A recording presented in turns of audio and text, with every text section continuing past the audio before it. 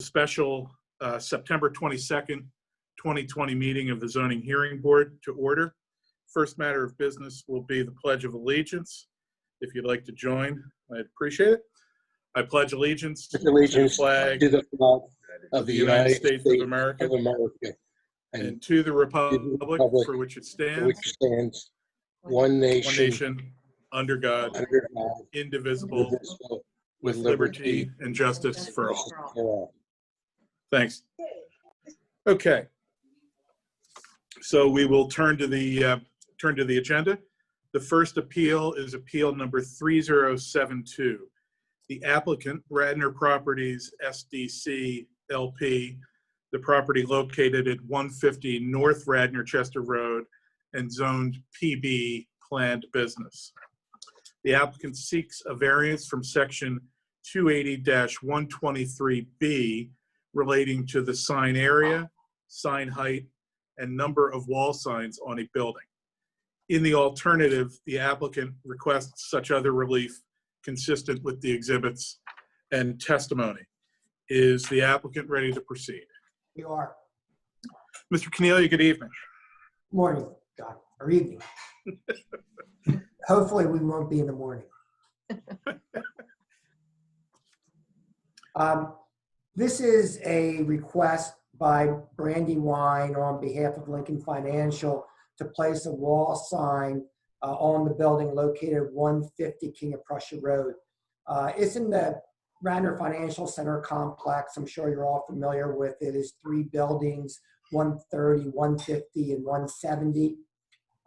And we're proposing to place the wall sign on the larger of the buildings, which is 150 Radnor Chester Road.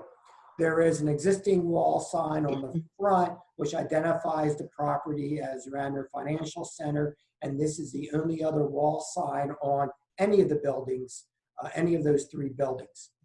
So we have present here this evening Will Golden from Brandywine, who's our Director of Construction. We have Phil Dubroff from PMDI Signs, and we also have Dawn Felix, who is VP of Administrative Services for Lincoln Financial. So the first witness would be Will. So Norma, if you want to swear Will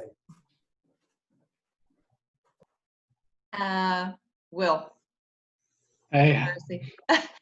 If you would raise your right hand. All right.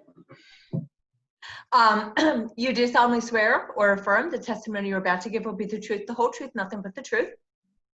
I do. Thank you. State your full name and spell it for me, please. Sure. It's Will Golden, Golden. Thank you. You're welcome.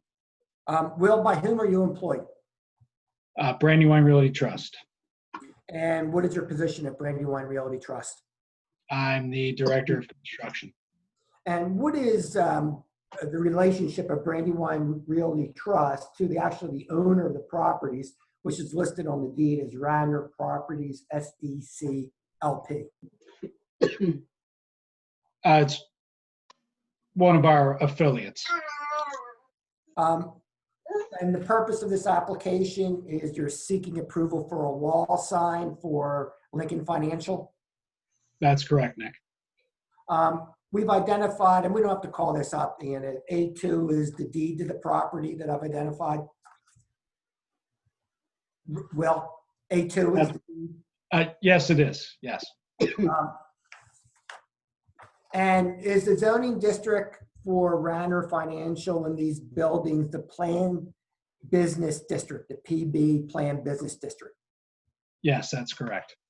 And if we can call up A3, which is the aerial of the site.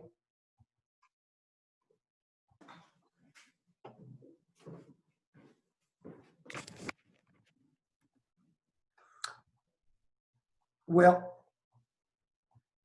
okay. All right, we see the 150 North Radnor Chester Road building, and to the left of that building is 130 Radnor Chester Road, right? That's correct. And to the right is 170 Radnor Chester Road. And then behind these buildings are the Amtrak railroad tracks. That's correct, yes. And in the front is the large parking area and then other commercial development, including the 555 building, which is where Fleming's is located, the Radnor Hotel, and the TD Bank, and then the strip of restaurants, and then the Mainline Health corporate offices. And then on the other side, I guess the eastern side that would be is another large office complex. Would that be accurate? That is accurate. And the main entrance for the site is where? If you actually right where the cursor of the mouse is there, it's off of North Radnor Chester Road is the main entrance drive there. Kind of in front of where, in between TD Bank and where it says J. Michael Saloon and Spa. That is correct. And the sign that we're proposing, would this even be visible from any streets? And if it is, how visible? Yeah, it would be very difficult to see. I believe it's approximately 840 feet from the road there all the way back to where the proposed location is. Obviously, there's a lot of retail and other stores and signage between that point of the building and the road. And is it visible from any residential properties? It is not. Now showing what's been marked as, I believe, A4, which would be the survey of the property. And Yes. again, this basically shows the aerial and the buildings. Correct. And it does to the left, or to the, I guess it would be the west, it actually shows the 555 building as well. 555 East Lancaster. That's correct, along 30 there, yes. And you had already mentioned, and actually this site plan indicates it, what is the distance from the right-of-way of Radnor Chester Road to where the sign would be located? It's a little difficult to say. I want to say it's 842 feet or so there, if we blow that up.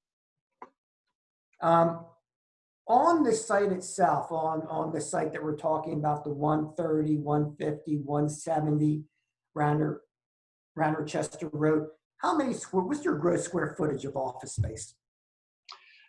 Gross square footage of office space of 130, 150, and 170 is 479,872 square feet. And how much of that office space is occupied by Lincoln Financial? Lincoln occupies approximately 245,000 square feet. So Would you more say than that they're probably the largest tenant in the township? to my knowledge, absolutely. Now we're placing the sign in the location of G, the facade sign. What is your understanding of why Lincoln desires that sign, or why Brandywine and Lincoln, I should say, desire that sign? Yeah, and I think that's a good point. It's certainly a mutual goal for both Brandywine and Lincoln. It's certainly visibility entering the site is obviously very important to both of us. Lincoln is by far our largest tenant, so we want to make sure they're recognized on the building. Furthermore, it's essential for wayfinding. Lincoln has all their visitors are to report to 150 Radnor Financial. We have a main security desk there that's shared both with Brandywine and Lincoln. So all visitors are to find their way to 150, at which point, whoever they're coming to meet comes out and is escorted to whichever part of the property they may be going. So it's both for visibility, but most importantly, wayfinding and knowing where to get to security and find their way to their meetings. Did you proceed to design review board for the sign package? We did, yes. We went to them first for their approval, at which time they identified the zoning requirement as well. So that's why we're presenting today. Okay, I have nothing further of this witness. Phil Dubroff is the next witness, and he's from the sign company, and he'll describe the exhibits regarding the sign. Okay, thank you. Are there any questions for members of the board for this witness? Yeah. Okay. So I'm next, sorry, Brad. yes, Brad. So your next guy's going to go through A6. Yeah, exactly. All right, And good. if you can pull up A6, just because I know we haven't gotten there yet. I'm sure everyone's anxious to see it. John, I have just a quick question. It's Rich Weitzman. Sure. So I couldn't unmute, sorry. How many entrances are there to the building? Is it just that one main entrance where that letter E is posted on what we're looking at? Or are there multiple? There are multiple entrances to the building there. From the front of the building, there E is the main entrance, and then there's one entrance on both the east and west elevation. So, if you look at where the proposed sign location is G, and you come around the corner there, you can kind of follow the sidewalk on that particular exhibit we're looking at. So that's one of the entrances there on the west side. And then on the north side, which is the back parking lot, which is predominantly used by employees, there are, I believe, 3 entrances in the rear of the building. Okay, and those are all separate buildings then? In other words, there's a main building in the middle and then 2 sort of annexes? That's correct. Yeah, there's the 130 and 170 building going from west to east. Got it. Okay, thank you. You're welcome. Thank you. And Nick, since we have him and he was talking about the signs, is there anything on sign A that has Lincoln Financial on it, or is it purely Brandywine? Just purely Radnor Financial Center. Okay, thank you. The main sign, yeah, whatever, I don't know if that's A or E or whatever it is, the main sign, which will, and Ian, maybe if you go to E5. So actually on the main sign on A, we do have, as you're entering the property, our sign is on there. You mean like a or a sign just saying, so here's the sign is right there. You see the lower picture, on the wall sign. I think, Dawn, you're referring to probably some sort of monument sign. Yes. Yep. Nothing on the building itself anywhere.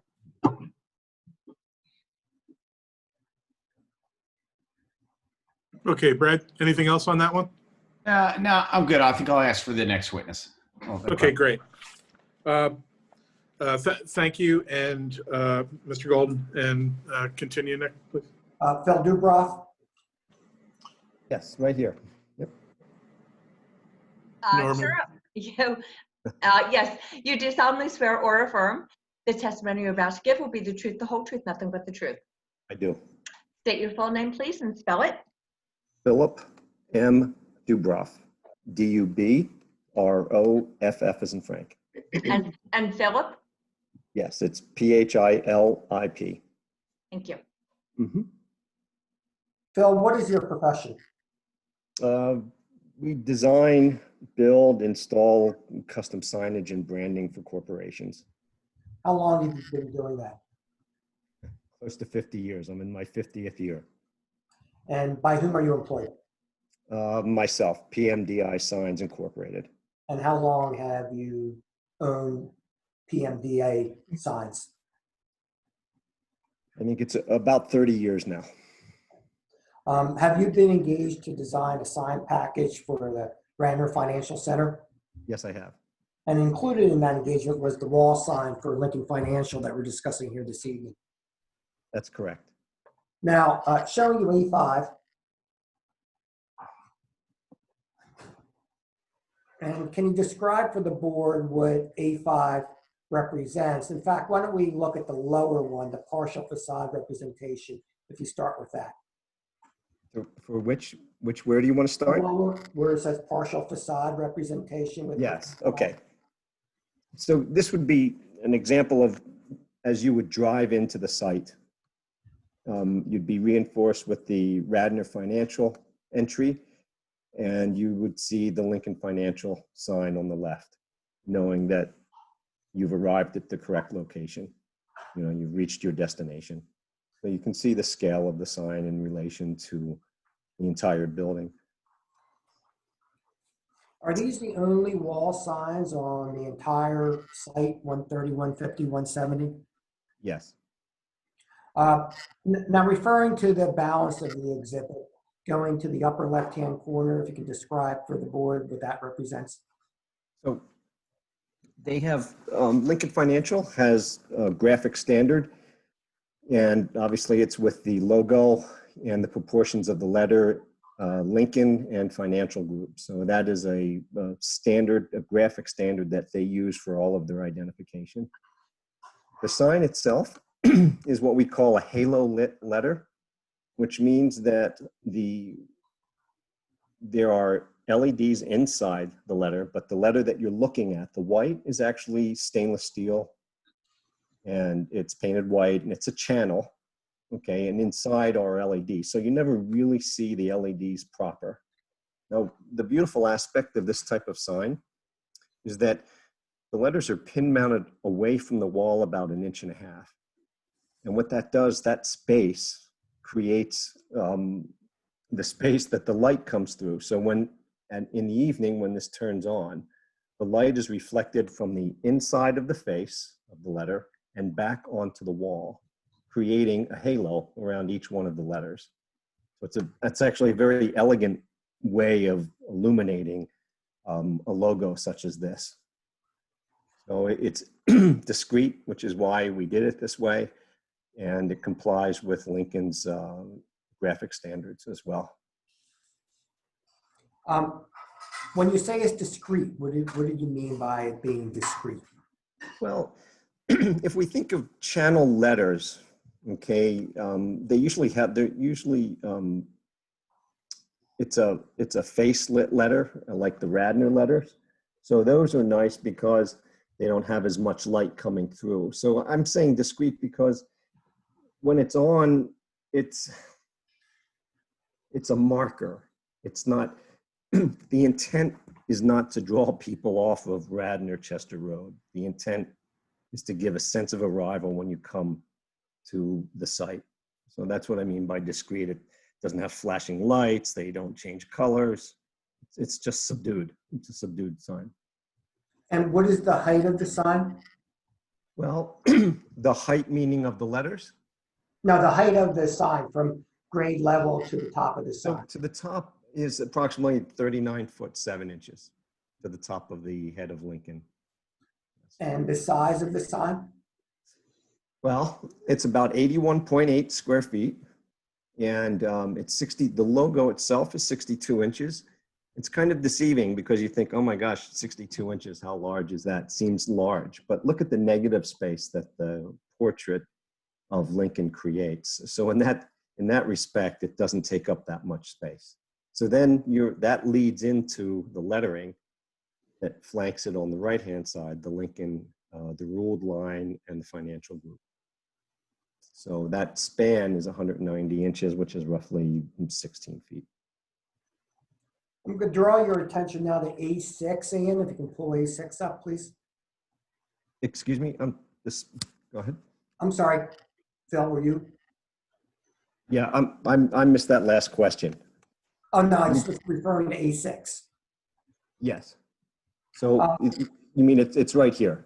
Right. This G, correct. Right, so looking at A6, is this a sign inventory for the whole Lincoln Financial site? That is the sign for the building, yes. No, There A6 is now we're looking at. Excuse me? The sign inventory sheet, exhibit A6 on the screen, Yes. Yes. that's the sign inventory for the entire site. You know, the speaker on this computer isn't working. I'm sorry, the question again? Looking at A6, which is on the screen, is Yes. that the site sign Yes. inventory? Yes, sir. Yes. Did you recently replace the signs or some of the signs on this site? Yes.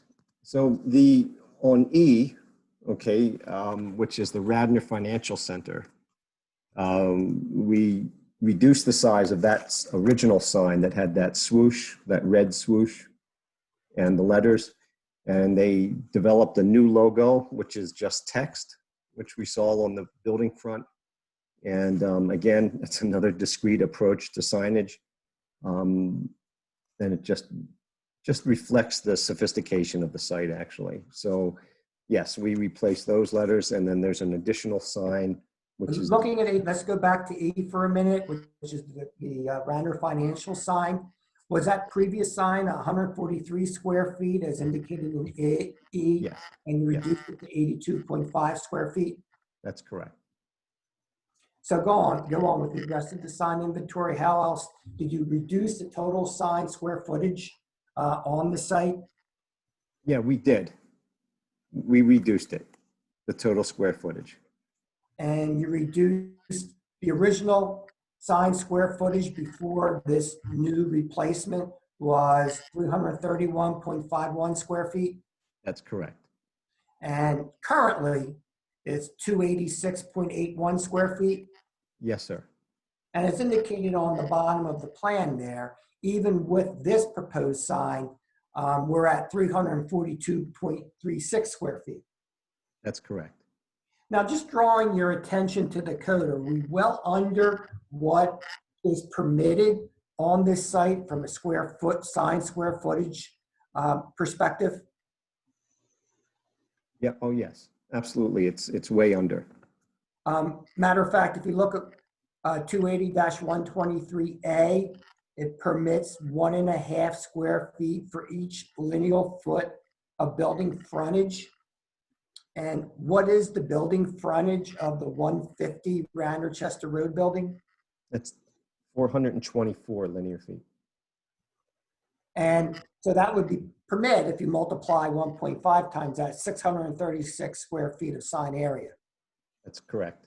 And you're approximately half of that. Yes. And that would be for the entire site. Now, referring to the size of this sign and the height of this sign, why is it necessary that it be this size and this height? Well, if we go back to that, if we go back to the drawing, was it A3? Let me see. Do I have, okay.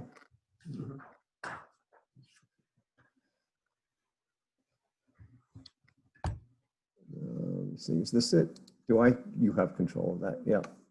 And well, actually the drawing of the sign, I can explain it because the size. A5? Yeah, is that it? Yes, A5, there we go. So here's the reason why we determined that this was a good size for the building. One, any smaller wouldn't be visible.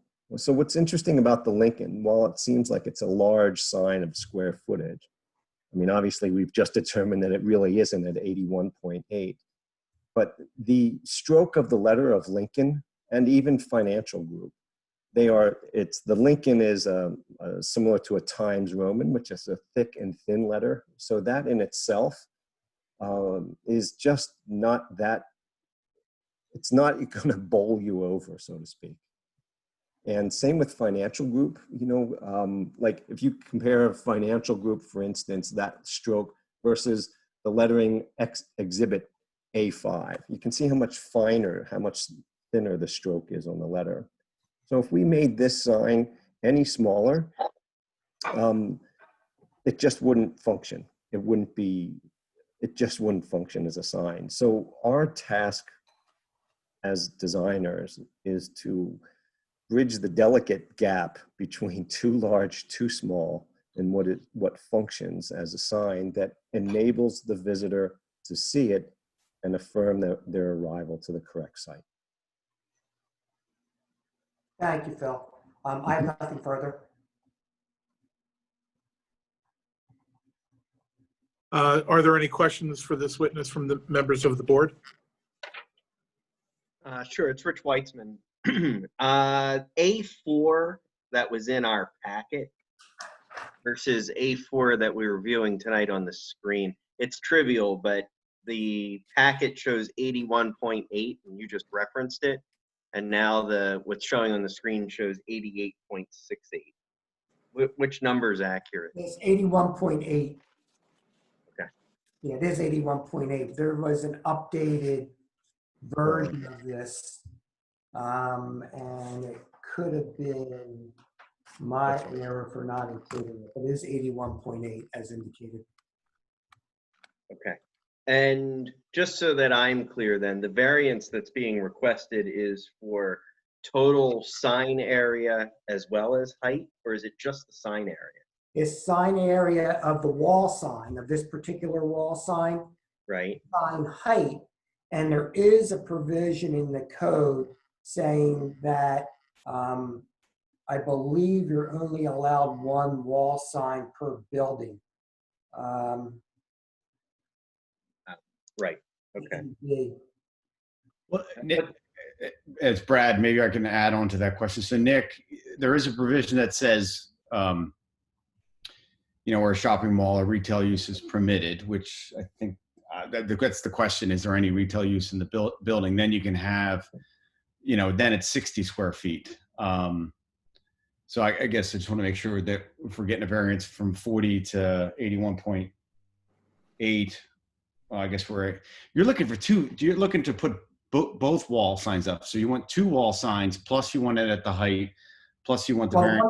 Yeah, Brad, the one wall sign is already present. They had gotten previous relief for that. I believe it's actually attached as A7, which is PL number 2609. Back in 2004, the Radnor Financial wall sign did receive relief. And that's attached as A7. There it is. But you are demolishing it, right? And you're no, that one's staying. We removed, we made it smaller. It's already been made smaller. We reduced the size of it. Okay. So it is staying and it's staying at the same height. And so we're just requesting an additional wall sign. So again, when I read the code, I was kind of the same as you. Is this a multiple level, or if it's just all office, or we only permitted one? So in abundance of caution, I included that request as well. So in reality, I'm thinking about this. You just want another wall sign, and it happens to be 81, because since you can't get a second wall sign, there is no, area restriction on it. Correct. Okay. And again, I think I heard the testimony that this is not a sign for viewing from Radnor Chester. This is just as you're pulling into the lot, maybe from Radnor Chester, you can kind of visibly see where that's the building, that's where they're located. And that is correct. Because they do have traffic coming in, Lincoln Financial does, just like any financial institution, Vanguard, Fidelity, whatever. And so they do have traffic, so they're trying to identify people on to where to proceed and where they're located. And is it the logic because you can come in from Radnor Chester and you can come in from Lancaster? That's kind of the corner of the building that you see. That's kind of the optimal spot for it, as opposed to putting it on the, I don't even know the right side or close to the entrance or something like that. Yeah, the one, if you came in from that far Lancaster, the beginning, the first Lancaster entrance, you wouldn't see this sign, even probably coming down because it's kind of behind the building. But that second, where the restaurants are coming down there, you would be able probably to see it at some point as you entered the site. Okay. Any thoughts of putting it in the second floor as opposed to the third floor? Because it doesn't look like to me that there's any trees covering it. Pretty much where the 150 is. I know it looks cooler at the top, but if you can get one less variance, maybe that helps. Phil, do you want to address that? You want me to address that? It's about line of sight. Can you explain? So there are 2 trees right in front of that building. I don't know if you can see them. They're red in color. So right in here. Dawn, we probably should swear you in because you. Oh, I'm sorry. Yep. Yeah. Norma, do you want to swear Dawn in? Yes. If you'll raise your right hand, please. You do solemnly swear or affirm the testimony you're about to give will be the truth, the whole truth, nothing but the truth. I do. And state your full name and spell it for me, please. Dawn Felix, Felix. Thank you. Thank you. What's your position with Lincoln Financial? Vice President of Administrative Services. So I have oversight of Lincoln's real estate facilities, our main headquarters, and our locations across the U.S. Okay, we're addressing the height of the sign now, as indicated on A5, and you had made a statement, and you weren't quite under oath yet. So if you could repeat that. Oh, sure. There are actually two trees that were planted in front of the building, and they're just skimming the bottom of the 150 sign right now. And it looks like those trees, the photo was taken probably in the winter or. Prior to them being fully flourished. And I assume they're going to get bigger. They're somewhat young. Because I can see some trees, I think in the bottom picture that certainly look like the same trees and they're a lot bigger. Yeah. It's okay. Because clearly I think the logic would be is if you placed it there, you probably have to tear out the trees for it to be useful to see, which does not make any sense. It's not something we would want to do. Okay, thank you. All right, that's it for me, John and Nick. Don, I'm sorry, go ahead. That's okay. It's Rich Weitzman again. I just have one follow-up question. Can you talk about the brightness of the sign? I know you talked about how it'll illuminate from the rear, and I think I understood but how bright is the sign? Is there any indication of that? Yeah, Phil? Yeah, it's interesting. I was thinking about determining the lumens. If I said it wasn't very bright, that doesn't mean anything to you. There is enough light. Okay, so basically what you're doing is because it's at night, the Lincoln letters and the logo, okay, are actually dark. Okay, so what the light does is there's enough light. So I would say the amount of light that comes out from around the perimeter of the letter would be, I don't think it's much more than 1.5 inches. Okay, so what happens is that light is the outline of the letters, and that's what gives it the effect. That's why it's called a halo lighting. So as opposed to parking lot light, I mean, there's no competition. I mean, this is what it does is the light, because it's white, it gives you the contrast against the brick in the evening, and it's outlining the letters in the evening as well. So as far as, let's say, light pollution, I would say that the light itself wouldn't ever go beyond the perimeter, much more than the perimeter of the letters. Again, that's why I say it's a discrete halo lighting. I mean, we use this form of lighting on interior logos. So you certainly don't want to overwhelm people, when they're experiencing an interior space, and this is the same form of lighting. Thank you. Mm-hmm. Okay, if there are no other questions for this witness, Nick, if you'd please continue. Sure, Dawn, you heard the testimony, and I don't want you to be repetitive, of both Will Golden and Phil Dubroff here. Is there really anything else that you want to add regarding the requirement or the need of Lincoln Financial for this sign? I think one of the challenges that we have had since we've been there is not having people know where to go. You pull up the driveway, there's a lot of cars, there's multiple buildings. And even though you tell somebody it's the 150 building, when they're driving in, they really don't know where to go. So we have people going to the 170 building, the 130 building. We're trying to make sure that people that are coming, to visit for financial purposes or jobs or anything else are coming directly to our security desk, just to kind of help them not be wandering all over the campus. Thank you. Thank you. That's all I really have, John. Okay, quick question, and I don't know if Ms. Felix is the appropriate person to ask it as a tenant, but geez. Okay, Dinner's ready. well, that's great. So if you're not actively engaged in the matter before the board, if you could please mute your device so that we don't have back and forth. Thank you. Is this building devoted solely to office use? Will? John, yes, it is solely an office use. Okay, because I have recollection of approving a variance for a daycare in this structure. Wow. That, you know what, that's correct. Kids Clubhouse is has been there for, and Nick, you may have applied for that, but I did, maybe yeah. 2 years now or less. And that's in the rear of the 150 building, I believe, correct?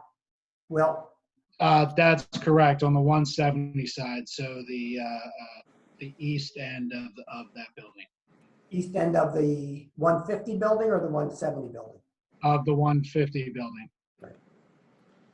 And I mean, the question is asked under the heading of why grant a variance if you don't need it. But I just thought I would make that observation that maybe this building is not devoted solely to office use. And the fact that the daycare came to us might indicate that daycare is not a permitted use in PB. I don't recall the specifics of the case. Maybe Nick, you Yeah, that recall is better. correct, John. That is correct. So I don't think it's of any great consequence, but I thought just for the record, I did want to indicate that there was a matter involving that daycare that came to us some time ago. If there are no other questions from the board, Nick, the one question I will ask of you is and acknowledging this is a dimensional request, if you could just speak a little bit to the issue of hardship here. Sure. These buildings, as we stated, and this particular building is 800 feet from the entrance on Radnor Chester. The purpose of this sign is to show identification so that people know where they're going as they enter the site. For a business, it takes up about half of the 450,000 square feet of office space or of space that is located here. The height of the sign and the size of the sign are all consistent and is consistent with the need for Lincoln Financial to direct people where to go for the buildings so they're not wandering into other buildings, and report to Lincoln Financial security desks to be told where to proceed. For that reason, the hardship is not self-inflicted by the applicant. It is a dimensional hardship. It's a relation of where the buildings are located and how far they are from the public streets. And there is absolutely no harm to any surrounding properties or any neighbors by this application. Okay, thank you. If there's nothing else, I think that probably concludes your presentation. It is. I just would request the exhibits be made part of the record, please, John. Without exception. I would, Kevin, I do not see any public comment on the public comment line for this matter. Is that correct? Correct, Mr. Chairman. There's nothing, I just checked again, and nothing for this appeal. Great, thank you. At this point, Rich or Brad, if you'd like to make a motion to get discussion started, I'd appreciate it. Sure, Rich, I'll take it. I'll make a motion to approve the variance under section 280-123B relating to the number of wall signs in the building, the sign height, and the sign area in accordance with the exhibits in the record. Yeah, I'll second that. Great, thank you. Is there any discussion on the motion? Nope. No, that's okay. Okay, I'll call the vote and do it by roll. Brad, are you in favor of the motion to grant the relief as you described? In favor. Rich? Opposed. And I'm in favor. So the vote is 2-1 in favor of the request for relief. Thank you for participating electronically. I know it's inconvenient. I know we'd all prefer to be in person, but thank you and good luck with the project. Thank you. Thank you for your time. Thank you. Thank you. George Nagel, have you joined us yet? Did I see him? Yes, I have. Hey, how are you? Good evening. Good. How are you? Okay, we've got all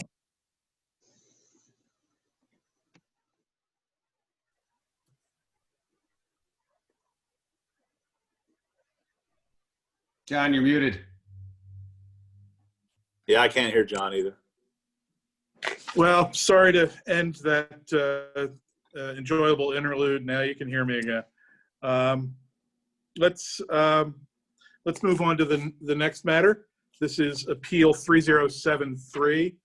The applicant, Besco, Norman, that's BESCO, all caps, company, care of Equity Retail Brokers. The property located at 368 through 381. Okay, there's an odd and an even number on the same side of the street, but we'll move on. West Lancaster Avenue and zoned PB planned business. The applicant is seeking variance from section 280-60B to install a 400 square foot roof canopy over the loading area behind the new DeBruno Brothers store. In the alternative, the applicant requests an interpretation that the canopy should not be included in the building area, and a variance from section 280-60C to permit the canopy to be 39.20 feet from the rear property line, whereas a 50-foot setback is required. In the alternative, applicant requests an interpretation that the canopy should not be counted against the required setback. Mr. Petrosa, are you ready to proceed? Yes, sir, I am. Thank you. Great. Good evening. Good evening.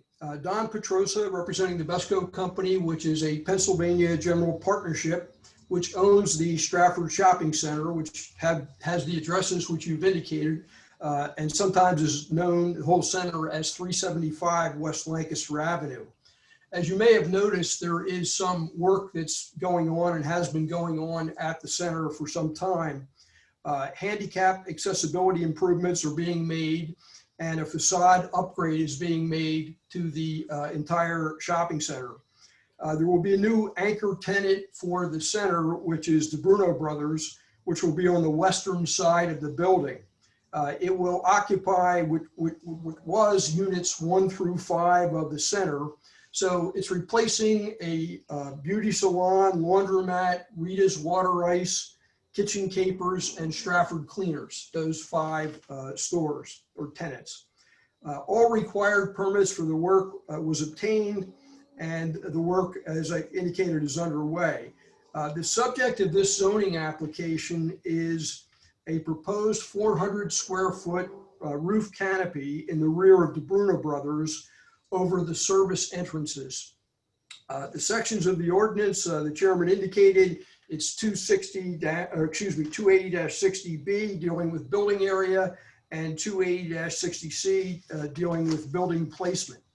The Stratford Shopping Center was built in the mid to late 1950s, well before the municipality's planning code was enacted in 1968, and the current Radnor zoning ordinance, which was enacted in 1974. There have been many amendments since 1974, but that's the date of the principal zoning ordinance.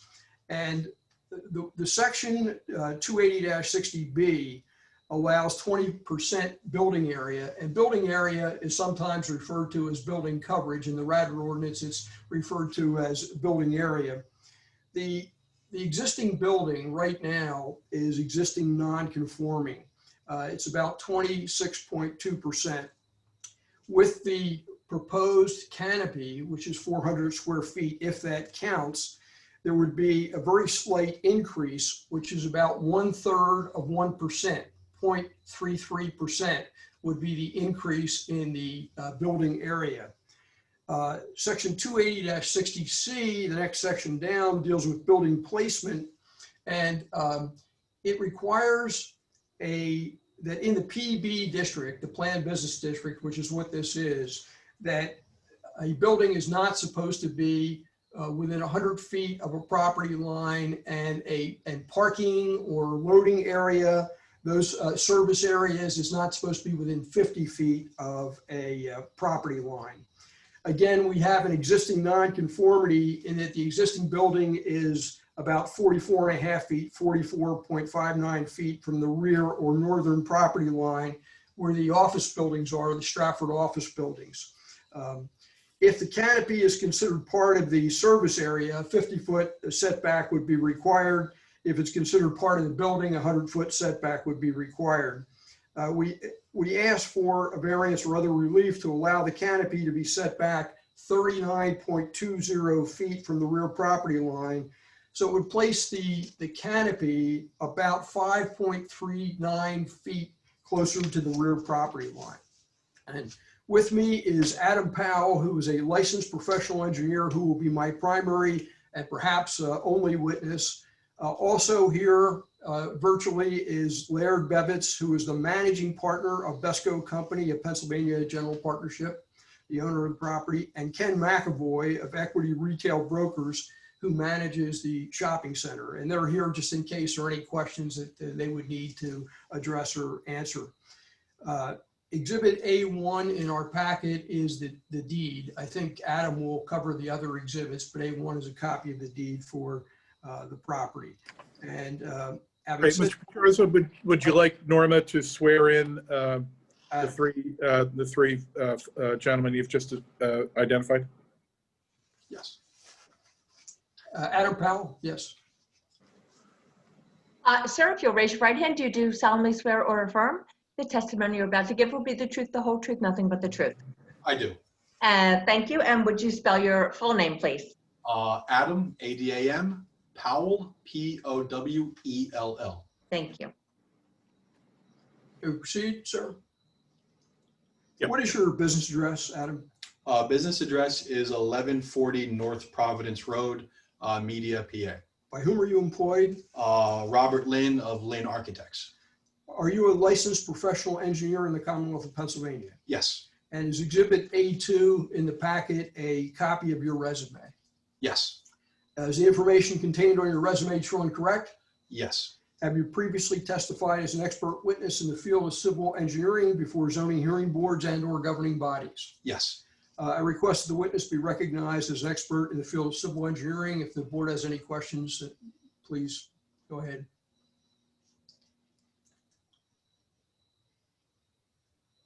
John, you're on mute. I'm trying to be a good citizen, sorry. Are there any questions from board members? If not, we'll recognize Mr. Powell as an expert. Please proceed. Thank you. Has your firm been retained to provide engineering services for the owners of the Stratford Shopping Center related to a canopy in the rear of the DeBruno Brothers store currently under construction at the west end of the shopping center? Yes. And is the property located in the PB Planned Business District on the Radnor zoning map? Yes. And does this application relate solely to the proposed roof canopy? Yes. As I indicated in my opening, we have requested two variances. The first from section 280-60B building area to permit the installation of a 400 square foot roof canopy over the loading area. Please describe what the existing coverage, what the allowed coverage is, building area, what the existing building area is, and what the proposed building area is. The allowable building coverage is 20%. The existing building coverage is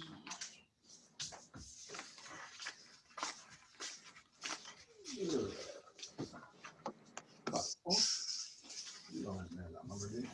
Yeah, I do. 26.2? Yes, it was 26.2, so it's going to go to 26.23 with the addition of the 400 square feet. Now, we've also requested variance from section 280-60C, building placement to permit the canopy to be 39.2 feet from the rear property line, whereas a 100-foot setback is required for a building and a 50-foot setback for a loading area.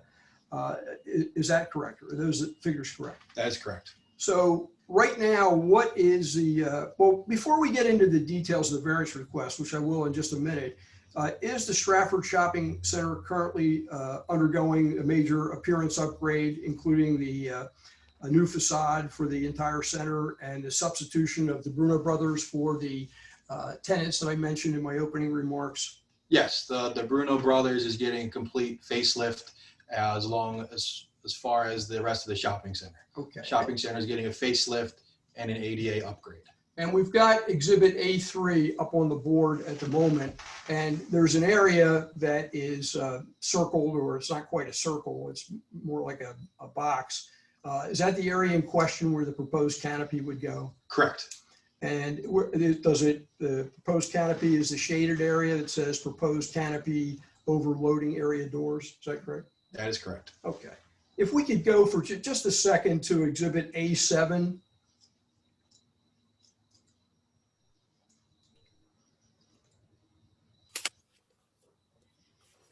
Sorry.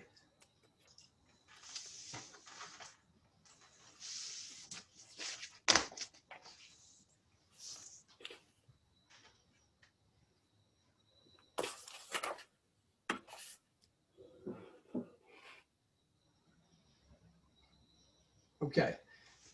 Does that, oh, there we go. Does A7 show the appearance of the shopping center today? Yes, so that shows the existing kitchen capers and 4 other units up to the left, and the existing shopping center facade. All right. Can we go to A8, the next exhibit? And what does A8 show? That shows the proposed facade. So basically the corner store, that's the new DeBruno's, and then the new facelift going up the shopping center with the brick piers. And as you can probably hopefully tell in there, all the ADA work with steps. That's an ADA compliant ramp out front. So all that front facade work is also being done as a part of this project. So the DeBruno Brothers is on the left side of Exhibit A8, the darker section of the building. Correct. With the awnings. Correct. So the Bruno Brothers consists of the black charcoal colored building, the section of brick building to the back, and they're actually taking the first unit of the rest of the shopping center heading up the hill. So next to where it says FedEx Kinko's, where they don't have, to the left, that unit too is also part of the Bruno's. Okay. Now, was the DeBruno Brothers design, and I'm talking about the facade and everything that goes with it, reviewed and approved by the Radnor Design Review Board? Yes. And were all permits received from the township for the project except for the proposed roof canopy, which is the subject of this zoning application? Yes. And if we can, directing your attention to Exhibit A3, if we can go back to that for a second.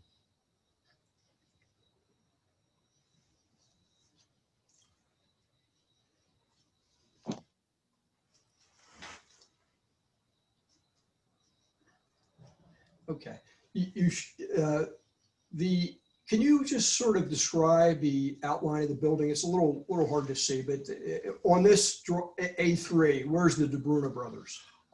So basically the DeBruno Brothers takes the westernmost section of that building, and then the first unit in the main shopping center. So what might be hard to see here is there's actually a service alleyway that runs through the middle. So if you see where it says 7, yeah, right where the cursor is. So straight down the middle, that's actually an internal alleyway that at one point serviced the 4 units that faced west. So the Bruno's is taking those 4 units plus the 5th unit up in the higher level. Okay. And the existing building to the left on Exhibit A3, is that the farmer's market? Yes. And that's actually a separate parcel of real estate? Correct. Separate ownership? Correct. Okay. Now, if we could go to the photographs which are marked Exhibit A5A through A5D, I would ask the witness to describe what those photographs show. So A5A is the rear of the building. Basically, you're standing looking east back along the whole length of the shopping center. The brick wall right where the porta potty is located, that's the area where we're interested in putting the canopy, which will extend over to the first door of the building a little further back. Okay. If you want to go to that, if we can go to the next exhibit. Again, this is another shot of the same area. That brick wall will have a well and a service door where the proposed canopy is. The canopy will extend across the alleyway and end at the service store you see on the left. And if you want to scroll down to the next one. This is A5C coming up. Again, it's just another shot. As you can see, the landscape buffer between us and the neighboring property is pretty, it's a large mature planting buffer. But as you can see, there's parking, there's an alleyway. That is the existing loading and parking area for the shopping center. And the neighbor you mentioned on the other side of the trees, that's the office buildings of Stratford? Correct. Office buildings? That's the Stratford office buildings. If you can And scroll to the next one, please. A5D, please. Again, just another shot, but this sort of shows that the building itself actually staggers. Units 1 through 4 are set back off the property line approximately 2.5 feet from the rest of the back of the shopping center. And if you go, I think there's one more. I think that's it. Oh, On, okay, then yeah. these are the neighbors. And go to the next one, which is please A6A through A6H or neighboring properties. And you can go through these relatively quickly. I think the board's probably familiar Yeah, with so this. again, that was the farmer's market. That's a photo of the farmer's market. A6A and A6B. Yeah, A6B, that's the, I'm sorry. So just want to show you real quick. The Stratford office building behind us is actually elevated. That building sits about 8 feet higher than our site, which comes into play with the canopy. So basically anybody up there, if they could look down through the vegetation, the canopy basically blocks the view shed. So you're not looking into the back of the Bruno's loading area. And again, that's the farmer's market. If we can go to the next slide. That's just a shot of the office Just building. indicate which exhibit number it is. Please. Yeah, that's A6C is the office building. Next one. A6D is the new commercial property across Lancaster Pike. So the next one. Again, it's commercial entities across the street. That's A6E. You go to the next one. And A6F, again, is commercial properties across the street. And one more, A6G, is Benjamin Moore across the street. Okay. You've already identified A7 and A8. If we could go to exhibit A9.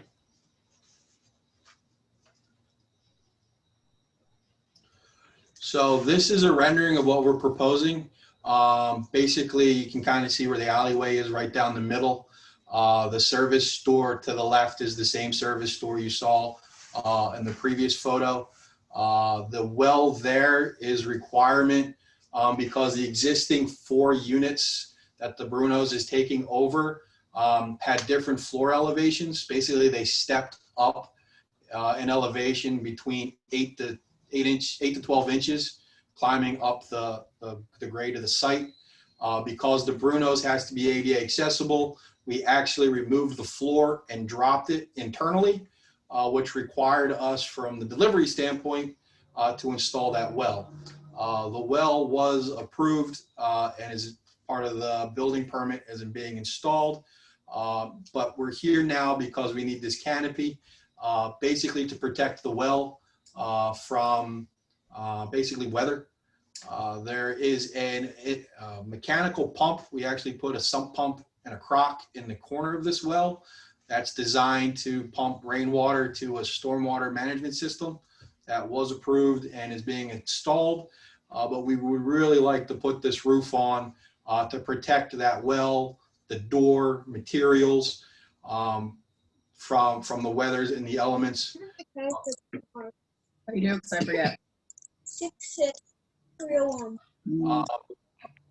The other thing is because the Bruno's is taking the 2 separate units because of the alleyway, the covered walkway allows a employee to travel from one unit to the next, back a house with product or whatever they need, and they're under roof. They're protected from snow, rain, sleet, things of that nature. All right, just to back up a little bit, the ground elevation, how does the ground elevation in front of the shopping center building compared to the ground elevation at the rear of the building where the canopy is proposed? The main entrance is about 3 feet lower than what the elevation is in the back of the building. So the ground rises as you go to the north, from south to north, or from the front of the building to the rear of the property? That is correct. Okay.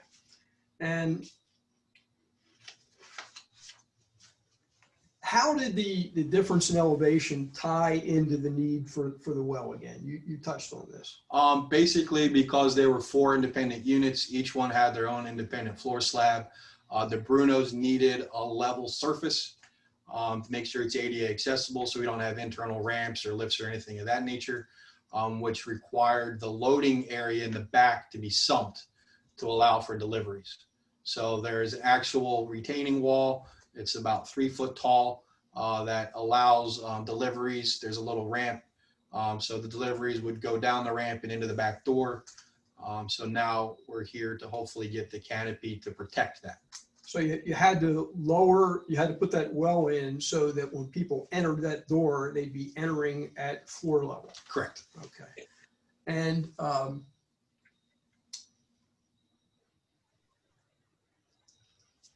excuse me just one second. Now, you mentioned the elevation issue, you mentioned the stormwater issue. Is there an increase or a decrease in impervious surface as a result of these improvements? Yes, as a part of the grading permit, we've actually removed, I think it's about 400 square feet of asphalt. We've actually converted it to green space.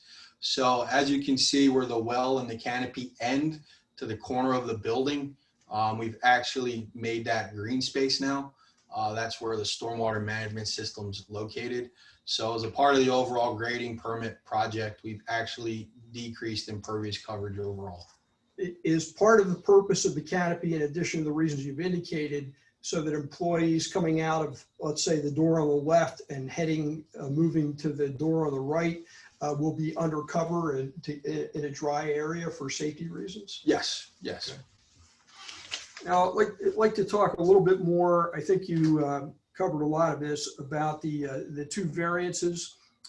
You've told us that the 20% maximum building area is allowed by the ordinance. The building was built in the 50s, and the current coverage is 26.2% or 29,904 square feet and is non-conforming. And if the canopy is included in the calculation of building area, the building area would increase by a total of 400 square feet to 30,304 square feet or 26.53% coverage. That is correct. Which is an increase of 1/3 of 1%. That is correct. Okay. And talking a little bit about the second issue, which is, I'm going to call it more or less a setback issue, the setback from the rear property line.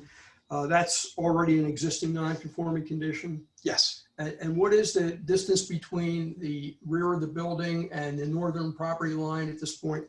The existing setback is 44.59 feet. If the canopy is included as part of the building, what would be the setback from the, well, whether it's part of the building or part of the loading area and service area, what is the proposed distance from the canopy to the northern property line? 39.2 feet. So that's a difference of 5.39 feet? That is correct. Now, the parking, loading, and setback, is that already in that required 50-foot setback? Yes, the loading area, drive aisle, and parking all exists and will remain. And that's not really changing? No, not changing. What impact, if any, do you think the proposed canopy will have on the neighbors to the rear in the office buildings there? Again, because the neighbors are elevated about 8 feet, they'd be looking down on the roof instead of looking into it. The other thing is you also saw that rather large mature buffer. So that would probably be innocuous to the neighbors, even knowing it's there. Now, in your opinion, is the proposed change or modification consistent with the character and type of development in the surrounding area? Yes, this shopping center, I mean, the Brunos is coming in as the anchor store, is basically help saving this shopping center and allowing the rest of the improvements to be done at the shopping center. So this is definitely in the ilk and character of what's going on around it. Do you believe that the proposed canopy will substantially injure or detract from the use of surrounding property or character of the neighborhood? No. Are there similar nonconformities in the area? Yes, basically the farmer's market sits directly on the property line that we share. And it has multiple canopies and loading areas on 3 sides of the building. So the farmer's market building is almost up to a shared property line with our Correct. property? Okay. Will the service area be adequately illuminated at night while in use? Yes, there'll be under canopy mounted lighting that would shine down. There will be a wall pack by the door, which is a prototypical wall pack that you normally see. But the lighting for majority of this will be up within the canopy aimed down. Is there anything you would like to add? No, unless there are any questions. Those are all the questions I have. The board may have some questions. Thanks. Any questions from members of the board for this witness? It's Brad here. So talking about let's say the main property, the long property that had the 4 spaces on it, and then the property that is adjacent to the FedEx, what's the difference in terms of use? It's all the same use. Basically, I believe the lower level is going to be more of the delicatessen, you pick things up. The upper level, I think, has the cheeses, and it's just another section of the Brunos. The nice thing is they're working within the existing footprint of the building. They didn't want to just rip the end off and start from scratch. So when the Brunos came, they originally just wanted the 4 units. But then when they realized they needed more space, we were able to give them the 5th. But there is an elevation change between these 2 floors of about 2.5 feet. So there'll be an internal set of stairs. That's why if you looked at the front facade, there's that ramp that connects it. But the idea with this canopy too allows employees to basically go from back of house to the one side to back of house to the other with product and not have to worry about the elements. But they could technically go from one side to the other side through the front if they wanted to. Okay. And any reason for keeping that narrow alleyway between the 2 buildings as opposed to, connecting them and opening it up more? Because of the layout of the 2 buildings and because they do have elevation changes, it was looked at. But again, they just wanted to stay within the footprint they have. There's gas mains. There's a lot of utilities that run down that that would be very cost prohibitive. Now, the nice thing is the front of the buildings they touch, and that's where we're punching through. So that allows people in units 1 through 4 to access unit 5 internally. But again, it would be more of front of house. So you wouldn't want to move catering bulk items through the store to get to that. They feel more comfortable moving it through the back where you're not impeding on customers, or they're not seeing the product move through the main store. And I guess my last question, then I'd somewhat be done. You do have kind of an S, I guess an S, call it, kind of an S shape, I guess. And you start the longer portion, where, the 4 buildings are, as opposed to maybe starting it where the adjacent building is. Any particular reason for that? Well, the 2 buildings aren't in the same plane. So units 1 through 4 shift back a little further. Plus there's that well. So the well itself takes up space because I have to install the wall. So the well's about 5 foot wide. The wall where the canopy posts will come down is about 1 foot wide. So that's why you have that shape change. But we're trying to keep a minimum coverage for the walkway of about 5.5 feet. Yep. I guess what I'm thinking is you could take that middle pillar and move it more to the left as opposed to keeping it in that spot. And then you would have at least less square footage for the canopy. Well, the other thing we're trying to do, and I don't know if you can tell, those L brackets that are mounted to we tried to get rid of as many posts as we can. Sure. So the well has to go in, that's a structure. So hopefully no one will ever hit that, but we can put bollards around it. If we try to take that post and start sliding it, It may be a possibility, we can look at it, but the idea was we were trying to hang the canopy and support it with that L bracket so there's no vertical posts in an area where a truck may or a vehicle may go. And we also don't want to block that alleyway because if the gas company comes and they need to get down there and I got a pole sitting in the way, it could be counterproductive. Cool. Makes sense. Thank you very much. Okay, Rich or George? No questions, John.